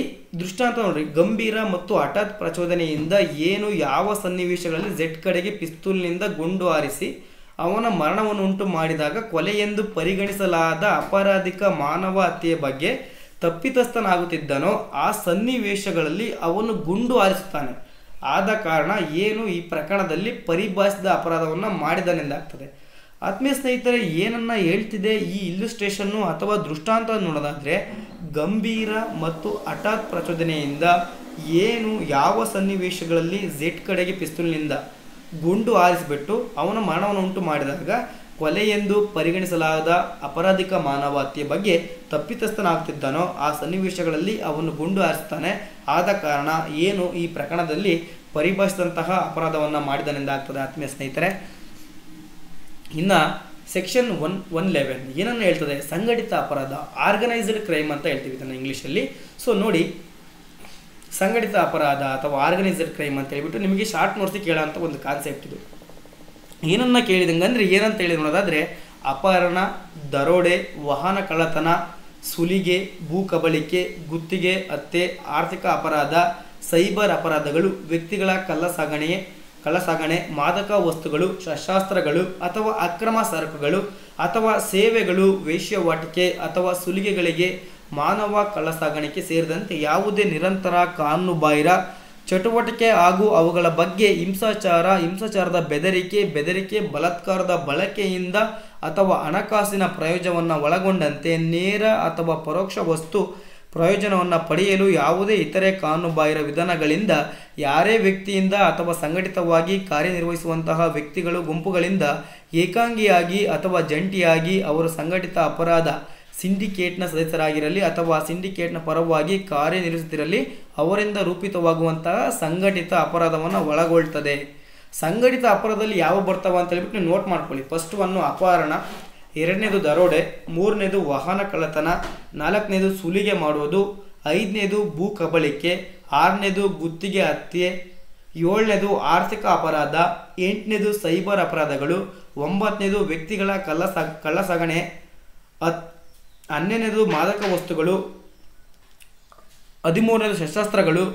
ಇದೇ ರೀತಿಯಾಗಿ ಅಕ್ರಮ ಸರಕುಗಳು ಅಥವಾ ಸೇವೆಗಳು, ವೇಶ್ಯಾವಾಟಿಕೆ ಅಥವಾ ಸುಲಿಗೆಗೆ, ಮಾನವ ಕಳ್ಳಸಾಗಣೆ ಸೇರಿದಂತೆ ಯಾವುದೇ ನಿರಂತರ ಕಾನೂನುಬಾಹಿರ ಚಟುವಟಿಕೆ ಹಾಗೂ ಅವುಗಳ ಬಗ್ಗೆ ಹಿಂಸಾಚಾರದ ಬೆದರಿಕೆಯ ಬಲಾತ್ಕಾರದ ಬಳಕೆಯಿಂದ ಅಥವಾ ಹಣಕಾಸಿನ ಪ್ರಯೋಜನಗಳನ್ನು ಒಳಗೊಂಡಂತೆ ನೇರ ಅಥವಾ ಪರೋಕ್ಷ ವಸ್ತು ಪ್ರಯೋಜನವನ್ನು ಪಡೆಯಲು ಯಾವುದೇ ಇತರೆ ಕಾನೂನುಬಾಹಿರ ವಿಧಾನಗಳಿಂದ ಯಾರೇ ವ್ಯಕ್ತಿಯಿಂದ ಅಥವಾ ಸಂಘಟಿತವಾಗಿ ಕಾರ್ಯನಿರ್ವಹಿಸುವಂತಹ ವ್ಯಕ್ತಿಗಳ ಗುಂಪುಗಳಿಂದ ಏಕಾಂಗಿಯಾಗಿರಬಹುದು ಅಥವಾ ಜಂಟಿಯಾಗಿ ಇಂತಹ ಕೃತ್ಯಗಳನ್ನು ಮಾಡಿದ್ದಾಗಿದ್ದಲ್ಲಿ ಅವರು ಸಂಘಟಿತ ಅಪರಾಧವನ್ನು ಸಿಂಡಿಕೇಟ್ನ ಸದಸ್ಯರಾಗಿರಲಿ ಅಥವಾ ಅಂತಹ ಸಿಂಡಿಕೇಟ್ನ ಪರವಾಗಿ ಕಾರ್ಯನಿರ್ವಹಿಸುತ್ತಿರಲಿ ಅವರಿಂದ ರೂಪಿತವಾಗುವಂತಹ ಸಂಘಟಿತ ಅಪರಾಧವನ್ನು ನಾವು ಏನಂತ ಕರಿತೀವಿ ಅಂದರೆ ಸಂಘಟಿತ ಅಪರಾಧಗಳಂತ ಹೇಳ್ಬಿಟ್ಟು ಕರಿತೀವಿ ಅಂತ ಹೇಳ್ಬಿಟ್ಟು ಆತ್ಮೀಯ ಸ್ನೇಹಿತರೆ. ಇನ್ನು ಸೆಕ್ಷನ್ 112 ಸಣ್ಣ ಸಂಘಟಿತ ಅಪರಾಧಗಳು, ಪೆಟ್ಟಿ ಆರ್ಗನೈಸ್ಡ್ ಕ್ರೈಮ್. ನೋಡಿ, ಗುಂಪು ಅಥವಾ ಕೂಟದ ಸದಸ್ಯರಾಗಿ ಏಕಾಂಗಿಯಾಗಿ ಅಥವಾ ಜಂಟಿಯಾಗಿ ಯಾವುದೇ ಕಳ್ಳತನ, ಕಸಿದುಕೊಳ್ಳುವುದು, ವಂಚನೆ, ಅನಧಿಕೃತವಾಗಿ ಟಿಕೆಟ್ಗಳ ಮಾರಾಟ, ಅನಧಿಕೃತವಾಗಿ ಬೆಟ್ಟಿಂಗು, ಪಂತ್ ಕಟ್ಟುವುದು ಅಥವಾ ಜೂಜಾಟ, ಸಾರ್ವಜನಿಕ ಪರೀಕ್ಷೆಯ ಪ್ರಶ್ನೆ ಪತ್ರಿಕೆಗಳನ್ನು ಮಾರಾಟ ಅಥವಾ ಇತರೆ ಯಾವುದೇ ಅದೇ ರೀತಿಯ ಅಪರಾಧ ಕೃತ್ಯವನ್ನು ಮಾಡುವ ಯಾರೇ ವ್ಯಕ್ತಿಯನ್ನು ಸಣ್ಣ ಸಂಘಟಿತ ಅಪರಾಧವನ್ನು ಮಾಡಿದನೆಂದು ಹೇಳಲಾಗ್ತದೆ ಆತ್ಮೀಯ ಸ್ನೇಹಿತರೆ. ಈ ಸಣ್ಣ ಸಂಘಟಿತ ಅಪರಾಧದಲ್ಲಿ ಅಥವಾ ಪೆಟ್ಟಿ ಕೇಸ್ ಅಂತ ಕರಿತೀವಿ ನೀವು, ಪೆಟ್ಟಿ ಕೇಸ್ ಅಂತ ಹೇಳಿಬಿಟ್ಟು ಪೆಟ್ಟಿ ಕೇಸಲ್ಲಿ ಯಾವ್ಯಾವ ಬರ್ತಾವ ನೋಡೋದಾದರೆ ಗುಂಪು ಅಥವಾ ಕೂಟದ ಸದಸ್ಯರಾಗಿ ಏಕಾಂಗಿಯಾಗಿ ಅಥವಾ ಜಂಟಿಯಾಗಿ ಯಾವುದೇ ಕಳ್ಳತನವನ್ನು ಮಾಡಿದರೆ ಅಥವಾ ಒಬ್ಬ ವ್ಯಕ್ತಿಯಲ್ಲಿರುವಂಥ ವಸ್ತುಗಳನ್ನು ಕಸಿದುಕೊಳ್ಳುವುದಾಗಿರ್ಬೋದು, ವಂಚನೆ ಮಾಡಿರ್ಬೋದು, ಅನಧಿಕೃತವಾಗಿ ಟಿಕೆಟ್ಗಳ ಮಾರಾಟ, ಅನಧಿಕೃತವಾಗಿ ಬೆಟ್ಟಿಂಗ್ ಆಡುವುದು ಅಥವಾ ಜೂಜಾಟ ಆಡುವುದು, ಸಾರ್ವಜನಿಕ ಪರೀಕ್ಷೆಗೆ ಸಂಬಂಧಪಟ್ಟಂತೆ ಪ್ರಶ್ನೆ ಪತ್ರಿಕೆಗಳನ್ನು ಮಾರಾಟ ಅಥವಾ ಇತರೆ ಯಾವುದೇ ಅದೇ ರೀತಿಯ ಅಪರಾಧ ಕೃತ್ಯವನ್ನು ಮಾಡುವ ಯಾರೇ ವ್ಯಕ್ತಿಯನ್ನು ಸಣ್ಣ ಸಂಘಟಿತ ಅಪರಾಧವನ್ನು ಮಾಡಿದನೆಂದು ಹೇಳಲಾಗ್ತದೆ ಅಂತ ಹೇಳ್ಬಿಟ್ಟು ಆತ್ಮೀಯ ಸ್ನೇಹಿತರೆ. ಹಾಗಿದ್ರೆ ನೋಡಿ, ಭಯೋತ್ಪಾದಕ ಕೃತ್ಯ ತುಂಬ ಇಂಪಾರ್ಟೆಂಟು. ಇದು ಕೂಡ ಶಾರ್ಟ್ ನೋಟ್ಸಿಗೆ ಕೇಳುವಂಥ ಒಂದು ಕೃತ್ಯ, ಟೆರರಿಸ್ಟ್ ಆ್ಯಕ್ಟ್ ಅಂತ ಕರಿತೀವಿ. ಭಾರತದ ಏಕತೆ, ಸಮಗ್ರತೆ, ಸಾರ್ವಭೌಮತೆ, ಭದ್ರತೆ ಅಥವಾ ಆರ್ಥಿಕ ಭದ್ರತೆಗೆ ಬೆದರಿಕೆಯನ್ನು ಒಡ್ಡುವ, ಯಾವುದಕ್ಕೆ ಬೆದರಿಕೆಯನ್ನು ಒಡ್ಡುವ ಉದ್ದೇಶ ಅಂದರೆ ಭಾರತದ ಏಕತೆಗೆ ಸಂಬಂಧಪಟ್ಟಂತೆ, ಭಾರತದ ಸಮಗ್ರತೆ, ಭಾರತದ ಸಾರ್ವಭೌಮತೆ, ಭಾರತದ ಭದ್ರತೆ ಅಥವಾ ಆರ್ಥಿಕ ಭದ್ರತೆಗೆ ಬೆದರಿಕೆಯನ್ನು ಒಡ್ಡುವ ಉದ್ದೇಶದಿಂದ ಅಥವಾ ಬೆದರಿಕೆಯನ್ನು ಒಡ್ಡುವ ಸಂಭವವಿರುವುದೆಂದು ಗೊತ್ತಿದ್ದರೂ ಅಥವಾ ಭಾರತದಲ್ಲಿರುವಂತಹ ಅಥವಾ ಯಾವುದೇ ವಿದೇಶಿ ದೇಶದಲ್ಲಿರುವ ಜನರ ಮೇಲೆ, ಯಾವುದೇ ವರ್ಗದ ಮೇಲೆ ಉಗ್ರ ದಾಳಿಯನ್ನು ಮಾಡುವ ಉದ್ದೇಶದಿಂದ ಅಥವಾ ಉಗ್ರ ದಾಳಿಯ ಸಂಭವವಿರಬಹುದೆಂದು ಗೊತ್ತಿದ್ದರೂ ಕೆಳಕಂಡಂತೆ ಯಾವುದೇ ಕೃತ್ಯಗಳನ್ನು ಮಾಡುವ ಯಾರೇ ವ್ಯಕ್ತಿಯನ್ನು ನಾವು ಏನಂತ ಮಾಡಿದನು ಅಂತ ಹೇಳ್ಬಿಟ್ಟು ಪರಿಗಣನೆ ಮಾಡಲಾಗ್ತದೆ ಅಂದರೆ ಭಯೋತ್ಪಾದನಾ ಕೃತ್ಯವನ್ನು ಮಾಡಿದನಂತ ಹೇಳ್ಬಿಟ್ಟು ಹೇಳಲಾಗ್ತದೆ ಅಂತ ಹೇಳ್ಬಿಟ್ಟು ಆತ್ಮೀಯ ಸ್ನೇಹಿತರೆ ಅರ್ಥ ಆಗ್ತದೆ ಅಂತ ನಾನು ಭಾವಿಸ್ತೇನೆ. ನೋಡಿ, ಯಾವ್ಯಾವನ್ನ ಮಾಡಿದರೆ ಭಯೋತ್ಪಾದನಾ ಕೃತ್ಯ ಆಗ್ತದೆ ನೋಡೋದಾದರೆ ಫಸ್ಟ್ ಒನ್ನ ಬಾಂಬ್ಗಳು, ಎರಡನೇದು ಡೈನಮೈಟ್ ಅಥವಾ ಇತರೆ ಸ್ಫೋಟಕ ವಸ್ತು ಅಥವಾ ದಹಿಸುವಂಥ ವಸ್ತು ಅಥವಾ ಬಂದೂಕುಗಳು ಅಥವಾ ಇತರೆ ಮಾರಕ ಆಯುಧಗಳು ಅಥವಾ ವಿಷಕಾರಿ ಅಥವಾ ಹಾನಿಕಾರಕ ಅನಿಲಗಳು ಅಥವಾ ಇತರೆ ರಾಸಾಯನಿಕಗಳಿಂದ ಅಥವಾ ಅಪಾಯಕಾರಿ ಸ್ವಭಾವದ ಯಾವುದೇ ಇತರೆ ವಸ್ತುಗಳಿಂದ, ಜೈವಿ ವಿಕಿರಣಶೀಲ ಪರಮಾಣು ಅಥವಾ ಇನ್ಯಾವುದೇ ವಸ್ತುಗಳೊಂದಿಗೆ ಯಾವುದೇ ವ್ಯಕ್ತಿ ಅಥವಾ ವ್ಯಕ್ತಿಗಳ ಸಾವು ಅಥವಾ ಗಾಯವನ್ನು ಅಥವಾ ಸ್ವತ್ತಿನ ನಷ್ಟ ಅಥವಾ ಹಾನಿ ಅಥವಾ ನಾಶವನ್ನು ಅಥವಾ ಭಾರತದಲ್ಲಿ ಅಥವಾ ಯಾವುದೇ ವಿದೇಶಿ ದೇಶದಲ್ಲಿನ ಸಮುದಾಯ ಜೀವನಕ್ಕೆ ಅಗತ್ಯವಾದ ಯಾವುದೇ ಸರಬರಾಜು ಅಥವಾ ಸೇವೆಗಳಿಗೆ ಅಡ್ಡಿಯನ್ನು ಅಥವಾ ನಕಲಿ ಕೋಟ ಭಾರತೀಯ ಕಾಗದ ಕರೆನ್ಸಿ, ನಾಣ್ಯ ಅಥವಾ ಯಾವುದೇ ಇತರೆ ವಸ್ತುಗಳ ಉತ್ಪಾದನೆ, ಕಳ್ಳಸಾಗಣೆ ಅಥವಾ ಚಲಾವಣೆಯ ಮೂಲಕ ಭಾರತದ ವಿತ್ತೀಯ ಸ್ಥಿರತೆಗೆ ಹಾನಿಯನ್ನು ಮಾಡುವುದು. ಅರ್ಥ ಮಾಡ್ಕೊಳ್ಳಿ, ಕನ್ಫ್ಯೂಸ್ ಆಗಬೇಡಿ. ಇಷ್ಟೊಂದು ಬರಿಬೇಕು ಸರ್ ಎಕ್ಸಾಮಲ್ಲಿ ಅಂತ ಹೇಳ್ಬಿಟ್ಟು ಇಷ್ಟೊಂದು ಬರೆಯೋ ಅವಶ್ಯಕತೆ ಇಲ್ಲ. ನೋಡಿ, ಸಿಂಪಲ್ಲಾಗಿ ಯಾವ್ಯಾವನ್ನ ಒಳಗೊಂಡ್ರೆ ನಾವು ಭಯೋತ್ಪಾದಕ ಕೃತ್ಯ ಅಂತ ಕರಿತೀವಿ. ಫಸ್ಟ್ ಒನ್ನು ಬಾಂಬ್ಗಳಿದ್ದರೆ, ಡೈನಮೈಟ್ ಇದ್ದರೆ, ಇತರ ಸ್ಫೋಟಕ ವಸ್ತುಗಳಿದ್ದರೆ, ಅದ್ರ ಜೊತೆಗೆ ದಹಿಸುವಂತಹ ವಸ್ತುಗಳಿದ್ದರೆ, ಅದ್ರ ಜೊತೆಗೆ ಬಂದೂಕುಗಳನ್ನು ಇದ್ದರೆ ಅಥವಾ ಇತರೆ ಮಾರಕ ಆಯುಧಗಳನ್ನು ಇಟ್ಕೊಂಡಿದ್ರೆ, ವಿಷಕಾರಿ ಅಥವಾ ಹಾನಿಕಾರಕ ಅನಿಲಗಳಿದ್ದರೆ ಅಥವಾ ಇತರೆ ರಾಸಾಯನಿಕಗಳಿಂದ ಅಥವಾ ಅಪಾಯಕಾರಿ ಸ್ವಭಾವದ ಯಾವುದೇ ಇತರೆ ವಸ್ತುಗಳಿಂದ, ಜೈವಿಕ ವಿಕಿರಣಶೀಲ ಪರಮಾಣು ಅಥವಾ ಇನ್ಯಾವುದೇ ವಸ್ತುಗಳಿದ್ದರೆ ಅಥವಾ ಇವುಗಳಲ್ಲದೆ ಯಾವುದೇ ವ್ಯಕ್ತಿ ಅಥವಾ ವ್ಯಕ್ತಿಗಳ ಸಾವು ಅಥವಾ ಗಾಯವನ್ನು ಮಾಡುವ ಉದ್ದೇಶದಿಂದ ಅಥವಾ ಸ್ವತ್ತಿನ ನಷ್ಟ ಅಥವಾ ಹಾನಿ ಅಥವಾ ನಾಶವನ್ನು ಅಥವಾ ಭಾರತದಲ್ಲಿ ಅಥವಾ ಯಾವುದೇ ವಿದೇಶಿ ದೇಶದಲ್ಲಿನ ಸಮುದಾಯ ಜೀವನಕ್ಕೆ ಅಗತ್ಯವಾದ ಯಾವುದೇ ಸರಬರಾಜು ಅಥವಾ ಸೇವೆಗಳಿಗೆ ಅಡ್ಡಿಯನ್ನು ಪಡಿಸಿದ್ದೇ ಆಗಿದ್ದಲ್ಲಿ, ಅಥವಾ ನಕಲಿ ಕೋಟ ಭಾರತೀಯ ಕಾಗದ ಕರೆನ್ಸಿಗಳಿರ್ಬೋದು, ನಾಣ್ಯ ಅಥವಾ ಯಾವುದೇ ಇತರೆ ವಸ್ತುಗಳ ಉತ್ಪಾದನೆ ಅಥವಾ ಕಳ್ಳಸಾಗಣೆ ಅಥವಾ ಚಲಾವಣೆಯ ಮೂಲಕ ಭಾರತದ ವಿತ್ತೀಯ ಸ್ಥಿರತೆಗೆ ಹಾನಿಯನ್ನು ಮಾಡುವುದನ್ನು ಒಳಗೊಳ್ತದೆ ಅಂತ ಹೇಳ್ಬಿಟ್ಟು ಆತ್ಮೀಯ ಸ್ನೇಹಿತರೆ, ಇವೆಲ್ಲವನ್ನು ಮಾಡಿದರೆ ನಾವು ಅವುಗಳನ್ನು ಭಯೋತ್ಪಾದಕ ಕೃತ್ಯ ಅಂತ ಕರಿತೀವಿ. ಆ ಭಯೋತ್ಪಾದಕ ಕೃತ್ಯವನ್ನು ಮಾಡುವ ಯಾರೇ ವ್ಯಕ್ತಿಗೆ ಏನು ಶಿಕ್ಷೆ ಇದೆ ನಮ್ಮ ಕಾನೂನಿನ ಅಡಿಯಲ್ಲಿ ನೋಡೋದಾದರೆ, ಯಾವುದೇ ಒಬ್ಬ ವ್ಯಕ್ತಿಯು ಈ ಮೇಲೆ ಹೇಳಿದಂತಹ ಅಂಶಗಳನ್ನು ಆಧರಿಸಿ ಯಾವುದೇ ಒಂದು ಕೃತ್ಯವನ್ನು ಮಾಡಿದ್ದೇ ಆಗಿದ್ದಲ್ಲಿ ಅಂತಹ ವ್ಯಕ್ತಿಗೆ ಭಾರತೀಯ ನ್ಯಾಯ ಸಂಹಿತೆ 2023 ಕಲಂ 113 ಅಡಿಯಲ್ಲಿ ಅಂತಹ ಅಪರಾಧ ಯಾರೇ ವ್ಯಕ್ತಿಯು ಮರಣಕ್ಕೆ ಕಾರಣವಾಗಿದ್ದರೆ ಮರಣದಂಡನೆಯಿಂದ ಅಥವಾ ಆಜೀವ ಕಾರಾವಾಸದಿಂದ ದಂಡಿತನಾಗತಕ್ಕದ್ದು ಮತ್ತು ಜುಲ್ಮನೆಗೂ ಸಹ ಗುರಿಯಾಗತಕ್ಕದ್ದು. ಆತ್ಮೀಯ ಸ್ನೇಹಿತರೆ, ಭಯೋತ್ಪಾದಕ ಕೃತ್ಯವನ್ನು ಯಾರೇ ಮಾಡಿದ್ದಾಗಿದ್ದಲ್ಲಿ ಅಂತಹ ವ್ಯಕ್ತಿಗೆ ಮರಣದಂಡನೆಯಿಂದ, ಗಲ್ಲು ಶಿಕ್ಷಣೆಯಿಂದ ಅಥವಾ ಆಜೀವ ಕಾರಾವಾಸದಿಂದ ದಂಡಿತನಾಗತಕ್ಕದ್ದು ಮತ್ತು ದಂಡವನ್ನು ಸಹ ವಿಧಿಸಬೇಕಾಗ್ತದೆ ಅಂತ ಹೇಳಿಬಿಟ್ಟು, ಮತ್ತು ಯಾವುದೇ ಇತರೆ ಪ್ರಕರಣದಲ್ಲಿ 5 ವರ್ಷಗಳಿಗಿಂತ ಕಡಿಮೆ ಇಲ್ಲದ ಆದರೆ ಆಜೀವ ಕಾರಾವಾಸದವರೆಗೆ ವಿಸ್ತರಿಸಬಹುದಾದ ಅವಧಿಯ ಕಾರಾವಾಸದಿಂದ ದಂಡಿತನಾಗತಕ್ಕದ್ದು ಮತ್ತು ಜುಲ್ಮನೆಗೂ ಸಹ ಗುರಿಯಾಗತಕ್ಕದ್ದು ಅಂತ ಹೇಳ್ಬಿಟ್ಟು ಸ್ನೇಹಿತರೆ, ತುಂಬ ಈಸಿ ವೇಲಿ ಇದೆ, ಅರ್ಥ ಆಗಿದೆ ಅಂತ ನಾನು ಭಾವಿಸ್ತೇನೆ. ಉಪಸಂಹಾರ, ಕನ್ಕ್ಲೂಷನನ್ನು ಈ ಹೇಳಿದನಲ್ವ ನಾನು ಪಾಠ ಮಾಡಿರುವಂತಹ ಉದ್ದೇಶಿಸಿ ನಿಮಗೆ ಏನು ಅರ್ಥ ಆಗಿದೆ, ಇದರಲ್ಲಿ ಏನನ್ನು ಅರ್ಥ ಆಗಿದೆ ಅವನನ್ನು ನಿಮ್ಮದೇ ಆದಂತಹ ಒಂದು ಓನ್ ವೇಯಲ್ಲಿ ಉಪಸಂಹಾರವನ್ನು ಅಥವಾ ಕನ್ಕ್ಲೂಷನನ್ನು ಬರೀರಿ. ಇಲ್ಲಿಗೆ ಬೈಂಡ್ ಅಪ್ ಮಾಡಿ ಆತ್ಮೀಯ ಸ್ನೇಹಿತರೆ, ಕಂಪ್ಲೀಟ್ ಆಗ್ತದೆ. ಇಂದಿನ ತರಗತಿಯಲ್ಲಿ ನಾನು ಭಾರತೀಯ ನ್ಯಾಯ ಸಮಿತಿಗೆ ಸಂಬಂಧಪಟ್ಟಂತೆ KSL ಯೂನಿವರ್ಸಿಟಿ ಹುಬ್ಳಿ ಅವರು ಪ್ರಿಸ್ಕ್ರೈಬ್ ಮಾಡಿರುವಂತಹ ಯೂನಿಟ್ 3ಯಲ್ಲಿ ಸೆಕ್ಷನ್ಸ್ 100 ಹಿಡಿದುಬಿಟ್ಟು 113ವರೆಗೂ ಸಂಪೂರ್ಣವಾಗಿ ಕೊಲೆ ಅಂದರೆ ಏನು, ಅಪರಾಧಿಕ ಮಾನವಹತ್ಯೆ ಅಂದ್ರೇನು, ಸಂಘಟಿತ ಅಪರಾಧಗಳಂದ್ರೇನು, ಅಟೆಂಪ್ಟ್ ಟು ಮರ್ಡರ್ ಅಂದ್ರೇನು, ಅಟೆಂಪ್ಟ್ ಟು ಕಲ್ಪಬಲ್ ಹೋಮಿಸೈಡ್ ಅಂದರೆ ಏನು, ಪೆಟ್ಟಿ ಕೇಸ್ಗಳ ಬಗ್ಗೆ ಸಂಪೂರ್ಣವಾಗಿ ಇಂದಿನ ತರಗತಿಯಲ್ಲಿ, ಅದರ ಜೊತೆಗೆ ಟೆರರಿಸ್ಟ್ ಆ್ಯಕ್ಟ್ ಅಂದರೆ ಭಯೋತ್ಪಾದಕ ಕೃತ್ಯವನ್ನು ಮಾಡಿದರೆ ಏನೇನು ಪನಿಷ್ಮೆಂಟ್ ಇದೆ ಅವನ್ನೆಲ್ಲ ಕೂಡ ಇಂದಿನ ತರಗತಿಯಲ್ಲಿ ಸಂಕ್ಷಿಪ್ತವಾಗಿ ಸರಳ ಭಾಷೆಯಲ್ಲಿ ಚರ್ಚೆ ಮಾಡಿದ್ದೇವೆ. ನಿಮ್ಮೆಲ್ಲರಿಗೂ ಕೂಡ ಅರ್ಥ ಆಗಿದೆ ಅಂತ ನಾನು ಭಾವಿಸ್ತೇನೆ. ಇನ್ನೂ ಕೂಡ ಇದರಲ್ಲಿ ನಿಮಗೆ ಸರ್ ಯಾವುದೇ ಡೌಟ್ ಇದೆ ಅನ್ನೋದಾದರೆ ಹೆಚ್ಚಿನ ಮಾಹಿತಿಗಾಗಿ ನನ್ನ ನಂಬರ್ಗೆ ಕರೆ ಮಾಡೋದರ ಮುಖಾಂತರ ಅಥವಾ ವಾಟ್ಸಪ್ಪಲ್ಲಿ ಮೆಸೇಜ್ ಮಾಡೋದರ ಮುಖಾಂತರ all are social media, Instagram, Facebook, Telegram ಎಲ್ಲ ಸೋಷಿಯಲ್ ಮೀಡಿಯಾದಲ್ಲೂ ಕೂಡ ಅವೈಲೇಬಲ್ ಇದೆ. ನೀವು ಯಾವುದಲ್ಲಾದರೂ ಕೂಡ ನಿಮ್ಮ ಸಂದೇಹಗಳನ್ನು ಕೇಳುವುದರ ಮುಖಾಂತರ ಆ ಸಂದೇಹಗಳಿಗೆ ಪರಿಹಾರವನ್ನು ಕಂಡುಕೊಳ್ಬೋದು ಅಂತ ಹೇಳಿ ಇಚ್ಛಿಸ್ತೀವಿ ಆತ್ಮೀಯ ಸ್ನೇಹಿತರೆ. ಈಗಾಗಲೇ ಕಾಮಧೇನು ಲಾ ಅಕಾಡೆಮಿಯಲ್ಲಿ 3 ವರ್ಷದ ಕಾನೂನು ವಿದ್ಯಾರ್ಥಿಗಳಿಗೆ ಸಂಬಂಧಪಟ್ಟಂತೆ ಎಲ್ಲ ಸೆಮಿಸ್ಟರ್ಗಳು ಕನ್ನಡ ಮತ್ತು ಇಂಗ್ಲಿಷ್ ಮಾಧ್ಯಮಗಳಲ್ಲಿ ಲಭ್ಯವಿದ್ದು, ಹೆಚ್ಚಿನ ಮಾಹಿತಿಗಾಗಿ 7353872963ಗೆ ಕರೆ ಮಾಡುವುದರ ಮುಖಾಂತರ ನಿಮ್ಮ ವಿದ್ಯಾಭ್ಯಾಸವನ್ನು ಚೆನ್ನಾಗಿ ಸ್ಟಡಿ ಮಾಡ್ಬೋದು ಅಂತ ಹೇಳ್ಬಿಟ್ಟು ಹೇಳಿಕ್ಕೆ ಇಚ್ಛಿಸ್ತೀವಿ ಆತ್ಮೀಯ ಸ್ನೇಹಿತರೆ. ಹಲವಾರು ವಿದ್ಯಾರ್ಥಿಗಳು ಈಗಾಗಲೇ ಕೋಚಿಂಗನ್ನು ತೆಗೆದುಕೊಂಡು ಬಿಟ್ಟು ಉತ್ತಮವಾದಂತಹ ಅಂಕಗಳನ್ನು ಪಡೆದುಕೊಂಡಿದ್ದಾರೆ. ನೀವು ಅವರಿಗೂ ಕೂಡ ಕರೆ ಮಾಡೋದರ ಮುಖಾಂತರ ನೀವು ಕೂಡ ಕ್ಲಾರಿಫೈ ಮಾಡ್ಕೋಬೋದಾಗಿದೆ. ಜಾಸ್ತಿ ಏನನ್ನು ಹೇಳಲಿಕ್ಕೆ ಹೋಗೋದಿಲ್ಲ. ಎಲ್ಲರಿಗೂ ಕೂಡ ಶುಭವಾಗಲಿ. ಸಿರಿಗನ್ನಡಂ ಗೆಲ್ಲಿಗೆ, ಸಿರಿಗನ್ನಡಂ ಬಾಳಿಗೆ.